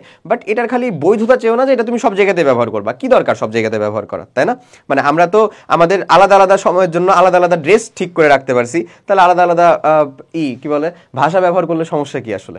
আচ্ছা, যাই হোক, মানে নাহলে তো ঢালাও ভাবে সবার সাথে তুমি একই রকম ব্যবহার করছো, এরকমই চলে যাবে। যাকে কথার ভিতরে মানে ক্লাসের ভিতরে ওগুলো ঢুকাতে চাইবো না। তো ওখানে ওর কাছ থেকেই আসলে শোনা, আমাদেরকে পড়তে হয় ধরো এনএমআর এর মাধ্যমে একটা মৌলের মানে তার গাঠনিক সংকেত কেমন হবে সেটা পর্যন্ত নির্ণয় করা যায়। হ্যাঁ, এটা ভার্সিটিতে ওইসব পড়ো আসলে, পাবা, মজাদার। তো যাই হোক, ওখানে আমরা বলতাম কোথায় মারবো, ও রিপ্লাই করতো এনএমআর। তো ওই এনএমআর কি আসলে? Nuclear magnetic resonance. Okay, NMR clear? আচ্ছা, নিচের কোনটি দ্বারা অ্যামোনিয়া গ্যাস শুকানো হয়? গুরুত্বপূর্ণ একটা কোশ্চেন ভাই, 19-20 আসছে, বাট লিটারালি গুরুত্বপূর্ণ একটা কোশ্চেন, ট্রিকি একটা কোশ্চেন। কেন ট্রিকি জানো? কারণ হচ্ছে দেখো, এটা গ্যাস শুকাবো আমি, এটা গ্যাস শুকাবো আমি, আমি হচ্ছে যে এটাকে নিউট্রাল করব বা এটাকে আমরা শেষ করে দিব এমন কিছু না, কিন্তু জাস্ট তাকে কি করতে হবে? শুকাতে হবে। তো এটা আসলে কে করে জানো ভাই? একমাত্র এখানকার ভিতরে ক্যালসিয়াম অক্সাইড। এবং এটা উত্তর একটা ট্রিকি উত্তর। কেমনে ট্রিকি উত্তর? বাকি যারা তিনজন আছে, ক্যালসিয়াম ক্লোরাইড নিউট্রাল যৌগ, সালফিউরিক অ্যাসিড, P2O5 মানে ফসফরাস পেন্টাঅক্সাইড, এরা যারাই আছে আসলে তারাই হচ্ছে অম্লীয় প্রকৃতির। এরা দুজন তো অম্লীয় বুঝছো, এরা তো হচ্ছে নিউট্রাল টাইপের একটা লবণ। তো এটা কি অ্যামোনিয়া গ্যাস কি নিউট্রাল নাকি লবণ, মানে সরি লবণ মানে তো নিউট্রাল নাকি হচ্ছে অম্লীয় নাকি হচ্ছে ক্ষারীয়? অবশ্যই। তাহলে ক্ষারীয় দ্বারাই যদি আমি শুষ্ক করি কেবলমাত্র, তাহলেই সেখানে কি কোনো প্রকার রাসায়নিক বিক্রিয়া সংঘটিত হবে না, আমরা আরামসে সেটাকে কি করতে পারবো? শুকনা করতে পারবো।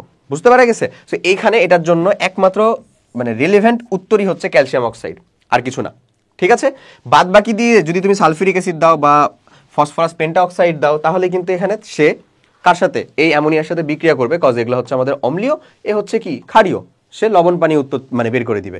আর এইটা কি ছিল আমাদের ক্যালসিয়াম ক্লোরাইড, সে নিউট্রাল, সে কোনোভাবেই মানে কোনো কাজে অংশগ্রহণ করবে না আসলে, শুকানোর কাজেও না, আদার্স কাজেও না। ওকে, আচ্ছা, কোন অ্যাসিডটি শিখা পরীক্ষার জন্য আমরা ব্যবহার করি? শিখা পরীক্ষা মানে কি? Flame test. তো ফ্লেম টেস্টের যে প্রসেসটা ছিল, সেই বাচ্চাকালে যখন পড়ছো বা হচ্ছে কলেজ ল্যাবে প্র্যাকটিক্যালের সময় এটা ফ্লেম টেস্ট করানো হয়। তো ফ্লেম টেস্ট করার ক্ষেত্রে প্রথম যে কাজটা ছিল, প্লাটিনামের একটা সূক্ষ্ম তার, এই সূক্ষ্ম তারের মধ্যে তুমি যে লবণটা নিয়েছো, যার শিখাটা তুমি পরীক্ষা করবা কালারটা দেখে, তার আগেই কিন্তু সেটাকে একটা তরলের মধ্যে কি করতে হতো বলো তো, নিউট্রালাইজ করে নিতে হতো বা চুবানো হইতো খুবই অল্প সময়ের জন্য। ওটা আসলে কি ছিল? পানি না, কি ছিল বলো তো?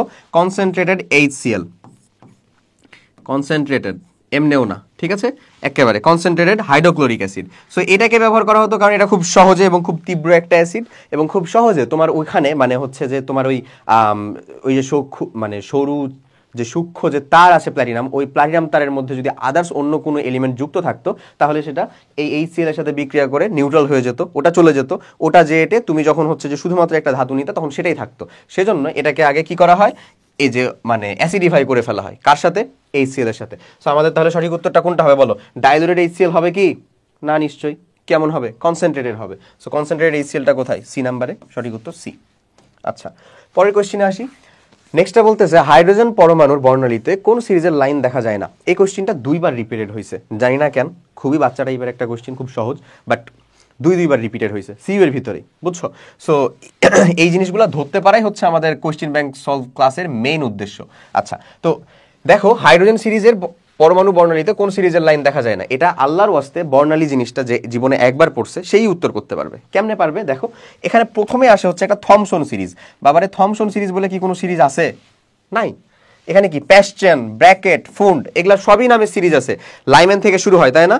এন যদি মানে এন অনের ভ্যালুটা যদি 1 হয়, মানে অসীম থেকে হোক, যেখান থেকেই হোক না কেন, যদি 1 নম্বর শক্তি স্তরে আসে সেটা কি হয়? লাইম্যান। 2 নম্বর শক্তি স্তরে আসে বামার, 3 নম্বরে প্যাশ্চেন, 4 নম্বরে ব্র্যাকেট, 5 নম্বরে ফুন্ড বা ফান্ড, 6 নম্বরে কি হামফ্রিস, তাই না? থমসন নামে কি কোনো সিরিজ আছে? নাই। তার মানে নিশ্চয়ই এটা নাই। তাহলে সঠিক উত্তর কোনটা আমাদের? এ। বুঝাই কি যাচ্ছে খুব আরামসে?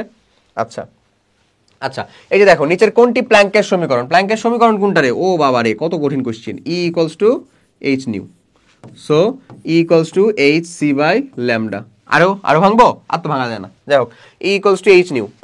এ, দেখছো কত কঠিন? আচ্ছা, এই যে দেখো আবার যেটা বলতেছিলাম, হাইড্রোজেন পরমাণুর কোন লাইন দেখা যায় না? Thomson series.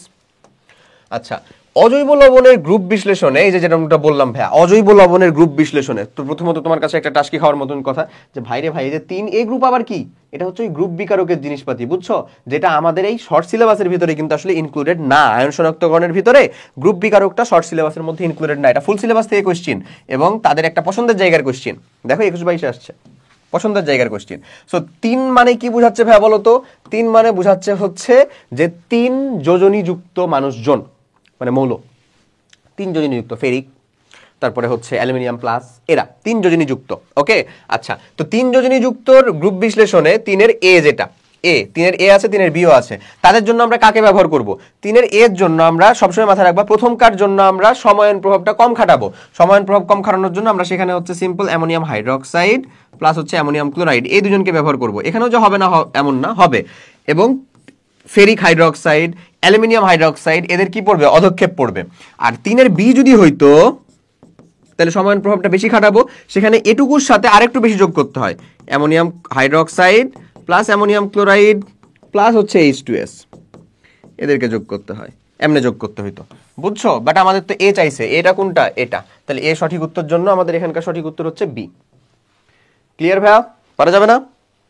আশা করি পারা যাবে। চলো পরেরটা দেখি। দ্রবণে কপার আয়ন পরীক্ষার জন্য ব্যবহৃত হয় নিচের কোনটি? কপার শনাক্তকরণ, ওরে বাবা 21-22 ভাই, মাথায় রেখো কিন্তু, আয়ন শনাক্তকরণ জায়গাটা অনেক পছন্দ হওয়া শুরু করছে। কপার, সো কপার বা অবস্থান্তর মৌলগুলোকে শনাক্তকরণের জন্য আমরা কিছু জাতীয় বিকারক ব্যবহার করি, জাতির বিকারক যাকে বলে রীতিমতন, সেটা হচ্ছে আমাদের ওই যে পটাশিয়াম হেক্সাফেরিসায়ানাইড, হেক্সাফেরোসায়ানাইড, বাট সঠিক উত্তর ওখানে একটাও নাই। আছে আলহামদুলিল্লাহ? নাই। ওকে, তো ফেরিং সলিউশন, এরকমটা কি সঠিক উত্তর হবে? ফেলিং সলিউশন না। কেন ফেলিং সলিউশনটা সঠিক উত্তর হবে না বলো দেখি? কারণ ফেলিং দ্রবণের জন্য কপার কিন্তু ফেলিং দ্রবণেরই একটা অংশ। ফেলিং দ্রবণের ভিতরে কপার থাকে, কপার হাইড্রোক্সাইড প্লাস সোডিয়াম হাইড্রোক্সাইডের অতিরিক্ত জলীয় দ্রবণকে বলা হয় কি? ফেলিং দ্রবণ। অথবা অ্যামোনিয়াযুক্ত কপার হাইড্রোক্সাইড, ক্ষারীয় কপার হাইড্রোক্সাইড, সেটাকে আমরা কি বলতে পারি? ফেলিং দ্রবণ। ওকে, সো তাহলে কপার দিয়ে কি কপারকে শনাক্ত করবো? নিশ্চয়ই না, তাহলে ওটা বাদ। আগে বেরিলিয়াম ক্লোরাইড, নিশ্চয়ই না। বেরিলিয়াম ক্লোরাইড কাকে আমরা শনাক্তকরণের জন্য ব্যবহার করতে পারি বলো তো? মেইনলি অ্যানায়নকে, হ্যাঁ, sulphate, beryllium sulphate, beryllium carbonate, এদেরকে শনাক্তকরণের জন্য। আচ্ছা, সালফেট কার্বনেটকে। সিলভার নাইট্রাইট, এটা হচ্ছে ক্লোরিন শনাক্তকরণের জন্য। তাহলে একমাত্র বেঁচে থাকে আসলে অ্যামোনিয়াম হাইড্রোক্সাইড, এবং সত্য কথা হচ্ছে এটাই, এও একটা জাতির বিকারক। কে? Ammonium hydroxide. এও আমার অবস্থান্তর অনেক মৌলের সাথেই বিক্রিয়া করে। এরকম ভাবেই আসলে কাকে মনে রাখতে হয়, এই যে আয়ন শনাক্তকরণের প্রসেসটাকে মনে রাখতে হয়। ঠিক আছে, এমন। তাহলে এখানে সঠিক উত্তর একমাত্র হওয়ার জন্য দাবি রাখে কে? অ্যামোনিয়াম হাইড্রোক্সাইড, এবং এটাই সঠিক উত্তর। আচ্ছা, 0.3 মোলার HCl এর উপস্থিতিতে H2S গ্যাস প্রবাহিত করলে কোন আয়নটি অধক্ষেপ দিবে? যদিও কোশ্চেনটা আগের, এটা ওই গ্রুপ বিকারক থেকেই। এই যে 0.3 মোলার আসলে কি বুঝাইছে ভাই বলতো? লঘু HCl বুঝাইছে। এটা আসলে বেসিক্যালি লঘু HCl বুঝাইছে। একটু ট্রিক খেলছে তারা, প্লাস H2S। তার মানে এখানে কি সমায়ন প্রভাব দিয়ে বলতেছে। তো সমায়ন প্রভাব দিয়ে, সমায়ন প্রভাবের মাধ্যমেও অধক্ষেপ ফেলে দিবে, এরকম মানুষজন আসলে কারা জানো? এরকম মানুষজন হচ্ছে তারাই যাদের দ্রাব্যতার গুণফলের মানটা খুবই কম, মানে যাদের দ্রবীভূত হওয়ার সম্ভাবনা অনেক কম থাকবে। সো এখানকার ভিতরে এই যে এই চেহারাগুলো দেখো, এই চেহারাগুলোর ভিতরে একমাত্র দ্রবীভূত কম হবে কে বলতো? এই যে Sn2+। তার মানে সঠিক উত্তর কিন্তু এখন এটাই, Sn2+ই। এগুলা দেখো দ্বিতীয় গ্রুপের মৌল, এরা তো অবশ্যই ধাতব ধর্ম বেশি, তারা তো এমনি দ্রবীভূত হবে। জিঙ্কও কি আমাদের দ্বিতীয় গ্রুপের মৌল বলতেছি না, কিন্তু তাও তো এটা আমাদের ডি ব্লক মৌল। ডি ব্লকের মৌলের ধাতব ধর্ম কিন্তু আমাদের পি ব্লক মৌলের থেকে বেশি। এখানে পি ব্লক মৌলকে একমাত্র Sn। ক্লিয়ার? এভাবেও আমরা এটাকে ট্রিক খাটায়ে উত্তর বের করতে পারি। আচ্ছা, এরপরে দেখো শিখা পরীক্ষায় ব্যবহৃত হয় কোন অ্যাসিড? জানি আমরা HCl, এটা আমরা চোখ বন্ধ করে দিতে পারবো। ওকে, স্ট্রনশিয়াম কার্বনেট শিখা পরীক্ষায় কি রং দেখাবে? স্ট্রনশিয়াম যে আয়নটা, এ আসলে রক্তবর্ণের মতন লাল দেখায়। ক্যালসিয়াম যে আয়নটা, সেটা কার মতন দেখায় বলতো? ইটের মতো লাল। ইটের মতো লাল। আর এটা হচ্ছে কি? রক্তবর্ণ মতো লাল, এমন। এটা হচ্ছে রক্তবর্ণের মতো লাল, আর এটা হচ্ছে সূর্যাস্তের মতো লাল বা হচ্ছে রক্তবর্ণের মতো লাল, একই কথা। ওকে, একই, আর তো কোনো অপশনই নাই রে ভাই। আর ক্যালসিয়ামটা কেমন? ইটের মতো লাল। পটাশিয়ামটা কেমন বলো তো? পটাশিয়াম কি? কে না? কে দিয়ে পটাশিয়াম টু পার্পল। পার্পল মানে কি? বেগুনি। ওকে, আচ্ছা। আর তারপরে আসে হচ্ছে আমাদের সোডিয়াম, এটা দেখা হচ্ছে সোনালী হলুদ।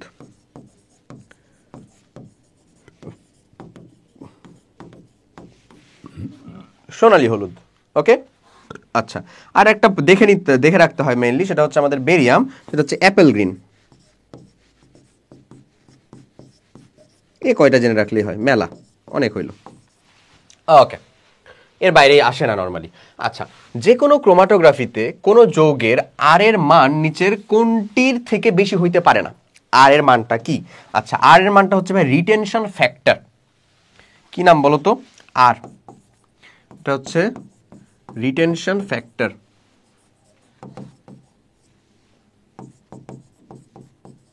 রিটেনশন ফ্যাক্টর এটা কেমনে কাজ করে বলি?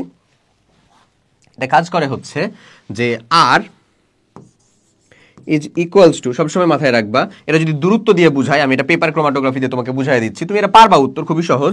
আমি দেখো এটা বলে দিচ্ছি, এটা হচ্ছে এ বাই হচ্ছে বি এমনে। সো এটা বেসিক্যালি কি? এটা হচ্ছে ভাইয়া স্যাম্পল ভ্যালু, আর বিটা হচ্ছে আমাদের আইডিয়াল ভ্যালু। তো এখানে আসলে কি ঘটে জানো? ধরো এইখানে একটা নিলা, নেওয়ার পরে তুমি একটা কোনো স্যাম্পল ভ্যালুকে এইরকম ভাবে ছেড়ে দিলা, ও হচ্ছে এতদূর পর্যন্ত আসলো।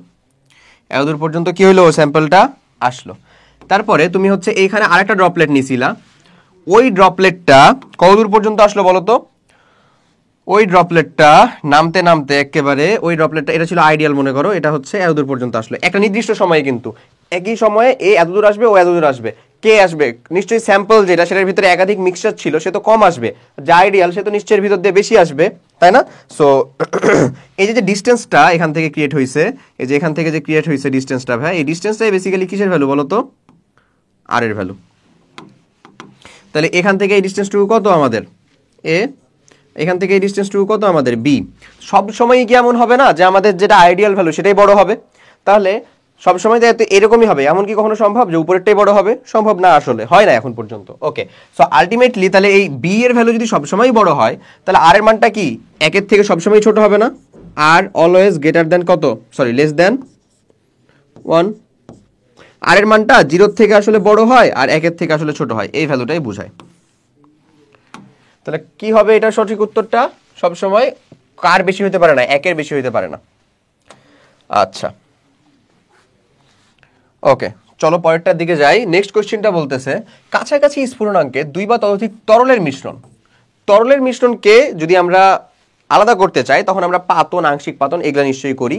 এবং যদি দেখা যায় যে যে দুইটা মানে তরলকে নিয়ে আমরা কাজ করছি বা ডিল করছি, তাদের যদি স্ফুটনাঙ্কের ভ্যালুটা আমাদের 40 ডিগ্রি সেলসিয়াস ডিফারেন্সের বেশি হয় তখন তাদেরকে পাতন দিয়ে কাজ করতে পারবো। আর যদি দেখা যায় যে 40 ডিগ্রি সেলসিয়াসের ভিতরেই অথবা 40 ডিগ্রি সেলসিয়াসের থেকে কম তাদের স্ফুটনাঙ্কের দুইজনের ভ্যালু, হ্যাঁ 40 ডিগ্রি সেলসিয়াসের পার্থক্যটা 40 ডিগ্রি সেলসিয়াসের কম, তখন তাদেরকে আমার কাজ করতে হবে কি দিয়ে আসলে বলো তো? তখন আংশিক পাতনে যেতে হবে, শুধু পাতন দিয়ে হবে না। কি করতে হবে তখন? আংশিক পাতন। তো এটা কাছাকাছি স্ফুটনাঙ্ক, তার মানে নিশ্চয়ই শুধু পাতনের কথা বলতেছে না, আংশিক পাতন। কোথায় সেটা? ফ্র্যাকশনাল পাতন কি ছিল রে? পাতন, আংশিক পাতন, দ্রাবক ডিস্টিলেশন, হ্যাঁ এরকমই কিছু একটা।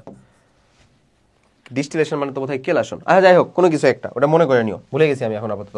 এই যে দেখো এগেন এটা কত হবে? আংশিক পাতন হবে, স্লাইডটা রিপিট হয়েছে। আচ্ছা যাই হোক, দেখো লিবিগ মেথডে নিচের কোনটি শনাক্তকরণে ব্যবহার করা হয়? মেইনলি এখানে কার্বনের পরিমাণটাকে শনাক্তকরণ করা হয়, কার্বন এবং হাইড্রোজেনের পরিমাণটাকে। কথা কি ক্লিয়ার? কার পরিমাণটাকে বলো? কার্বন এবং হাইড্রোজেন। এটা কিন্তু ঠিক করে নিও ভাই, এটা প্রবাবলি তোমাদের ওখানে ভুল দেওয়া আছে। কার্বন এবং হাইড্রোজেনের পরিমাণকে লিবিগ মেথডের মাধ্যমে, এটা কোনো একটা জৈব রসায়নের ভিতরে কার্বন এবং হাইড্রোজেন কতটুকু পরিমাণে আছে সেটা ডিটারমিন করার জন্য ব্যবহার করা হয়। কথা বোঝা গেছে? আচ্ছা চলো আমাদের দ্বিতীয় অধ্যায়ের একের ভেরি লাস্ট কোয়েশ্চেন। দেখো নিচের কোনটি প্ল্যাঙ্কের সমীকরণ? করে ফেলছি না, ইকুয়ালস টু এইচ নিউ, এটা তো প্ল্যাঙ্কের সমীকরণ, শেষ। ওকে, সো অ্যাজ আমরা বলছিলাম যে এখানে হচ্ছে আমরা আসলে আমাদের প্রথম অধ্যায়, যেহেতু আমাদের মানে কি, যেহেতু আমাদের এই চট্টগ্রাম ইউনিভার্সিটির ভর্তি পরীক্ষাটা সম্পূর্ণ সিলেবাসে হবে, তাই আমরা আমাদের প্রথম অধ্যায় কমপ্লিট করছি অলরেডি, এখানে দ্বিতীয় অধ্যায় কমপ্লিট করলাম, এবং এর সাথে ম্যাথ যায় এরকম আমরা 5 নাম্বার যে অধ্যায় আছে আমাদের কর্মমুখী রসায়ন, সেটাও এখানে কমপ্লিট করে ফেলবো এই লেকচারের ভিতরে। আবার এইটারই মানে রসায়নের যখন আবার সেকেন্ড লেকচারটাতে তুমি যাবা, C2 লেকচারের ভিতরে যাবা, তখন ইনশাল্লাহ তুমি এই ফার্স্ট পেপারেরই 3 নাম্বার চ্যাপ্টার মানে মৌলের পর্যাবৃত্ত ধর্ম এবং রাসায়নিক বন্ধন, এবং 4 নাম্বার চ্যাপ্টার মানে রাসায়নিক পরিবর্তন, দুইটাকে পেয়ে যাবা। ঠিক আছে, তো চলো আমরা তাহলে শুরু করি হচ্ছে আমাদের কর্মমুখী রসায়ন। বুঝা গেছে না? আবার বলবো না ভাই 2 নাম্বারের পরে 5 নাম্বার কেন, হ্যাঁ এ কারণেই যেন এটা মানে ম্যাচটা হয় আর কি। ওকে চলো আমরা আল্লাহর নাম নিয়ে শুরু করি। প্রথমত ফুল সিলেবাসের যেহেতু জিনিসপাতি একটু ভালো করে পড়তে হবে, হ্যাঁ অর্থনৈতিক রসায়নে কিন্তু আরো গুরুত্বপূর্ণ জিনিসপত্র আছে, যদিও কর্মমুখীটা কম না। আসো দেখি কি বলে। টাইরোসিন হচ্ছে একটা কি? Amino acid. Amino acid. আচ্ছা নর্মালি যদি এটা এনজাইম হয় তাহলে টাইরোসিনেজ, সেলুলেজ, তারপরে হচ্ছে ডায়াস্টেজ, মল্টেজ, এরকম টাইপের এজ, এরকম টাইপের নাম হয়। মানে কি টাইরোসিন, গ্লাইসিন, অ্যানিলিন, এরকম টাইপের টাইরোসিন। এটা কি আসলে একটা অ্যামিনো অ্যাসিড। সঠিক উত্তর কোনটা বলো? Amino acid. আচ্ছা নাইট্রোজেন থেকে কোন সার প্রস্তুত করা যায়? আমার তোমার পছন্দের সার ইউরিয়া, তাই না? সরি ভাই একটু ঠান্ডা লেগে গেছে আসলে। তো দেখো এটাও কিন্তু আমাদের রিসেন্ট ইয়ারে আসা কোয়েশ্চেনই রে ভাইয়া। নাইট্রোজেন থেকে কোন সারটা প্রস্তুত করা যায়? ইউরিয়া। সেটা আসলে কি ছিল? এই যে H2N2CO, নিশ্চয়ই আমরা জানি, খুবই গুরুত্বপূর্ণ না? অবভিয়াসলি গুরুত্বপূর্ণ। দেখো ইউরিয়া সার আমরা প্রস্তুত করি হচ্ছে কোত্থেকে? এখান থেকে, দ্যাটস ওয়াই। আচ্ছা তো ইউরিয়া সঠিক উত্তর হয়ে গেল। টিএসপিটা কি? Triple super phosphate. Triple super ফসফেটে বোঝা যাচ্ছে যে ফসফেট আছে মেইনলি। তারপরে এছাড়াও অ্যামোনিয়াম সালফেট আছে, এই সারও প্রস্তুত করা হয় নাইট্রোজেন থেকে। অ্যামোনিয়াম সালফেট, নাইট্রোজেনের উপস্থিত থাকা লাগবে। এবং এগুলা কিন্তু আসলে মাটির পিএইচটা কমাতে ব্যবহৃত হয়। মাটির পিএইচটা কি করে তারা? কমায়, মানে অম্লীয় করে আসলে, অম্লীয় করে। এরই একটা চাচাতো ভাই আছে, কে বলো তো? এই যে নিশ্চয়ই বুঝছো, ক্যালসিয়াম সালফেট ইন্টু 2 অণু পানি। কে এটা ভাই বলো তো? এই সারের নাম কি? খুবই ব্যবহৃত হয়, বিশেষ করে আমরা যারা রুরাল ফ্যামিলি থেকে উঠে আসছি তারা বোধহয় ভালো মতন বুঝতে পারবো। এটা কি? এটা হচ্ছে ক্যালসিয়াম সালফেট, জিপসাম অহরহ ব্যবহৃত হয়। ওকে চলো পরেরটা দেখি।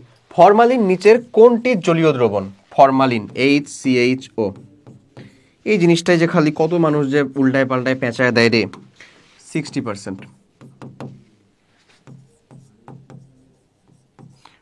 কোথাও 40 থেকে 60 দেওয়া আছে জলীয় দ্রবণ। এটাকে কি বলবো আমরা? ফর্মালডিহাইড বলবো? হ্যাঁ বলবো। ফর্মালডিহাইডের যদি বলো যে ফর্মালডিহাইডের 60% জলীয় দ্রবণ, তাও হবে। এটার অপর নাম আছে না ভাই, মিথানল। এটা তো একটা অ্যালডিহাইড, তো মিথানলের 60% জলীয় দ্রবণ, তাও হবে। আর যদি এমন হয়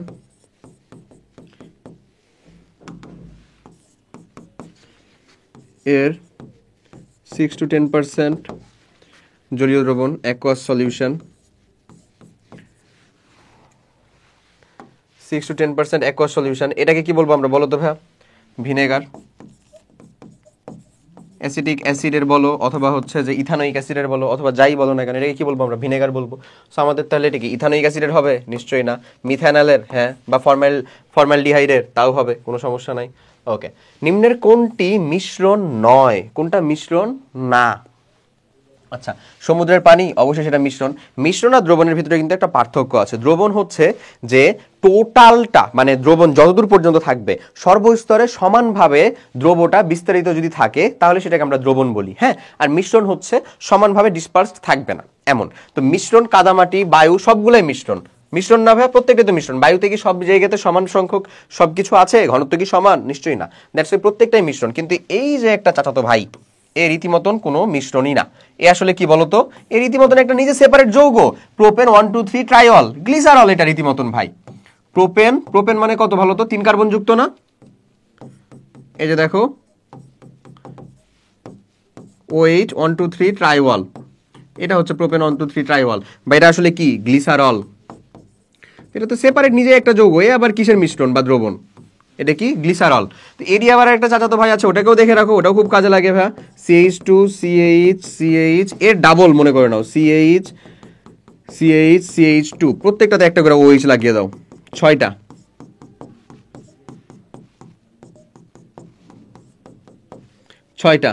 এ কি জানো ভাইয়া? এ হচ্ছে সরবিটল। কি নামের? সরবিটল।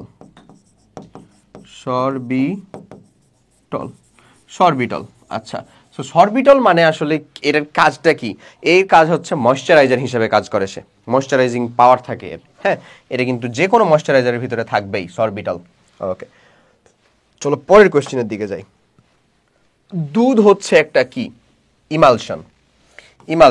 ইমালশন মানে কি আসলে? ইমালশন মানে হচ্ছে যদি একটা ফেজের মধ্যে, মানে একটা বিস্তর মাধ্যমের মধ্যে কোনো একটা বিস্তর কণা বা অন্য আরেকটা মানে কোনো দ্রব বিস্তরিত থাকে, এবং এই ইমালশনের ক্ষেত্রে যে কণার আকার, সে কণার আকারটা আসলে 10 থেকে 10,000 অ্যাংস্ট্রম, 10 থেকে 1000 অ্যাংস্ট্রমের ভিতরে হয়। এই যে নির্দিষ্ট একটা আকার কণার থাকে, সেটাকেই বলি হচ্ছে আমরা বেসিক্যালি ইমালশন। এবং ইমালশনটা স্থির থাকে কোনো একজনের কারণে, তাকে বলি আমরা ইমালসিফায়ার। এটা কিন্তু কোনো দ্রবণ না, এটা সেপারেট আরেকটা ডিফারেন্ট জিনিস। কি সেটা? ইমালশন। ওকে, আচ্ছা। সো এই ইমালশনের কথা যেন বলতেছিলাম, দুধ হচ্ছে বেসিক্যালি, দুধ হচ্ছে ভাইয়া পানিতে চর্বির ইমালশন।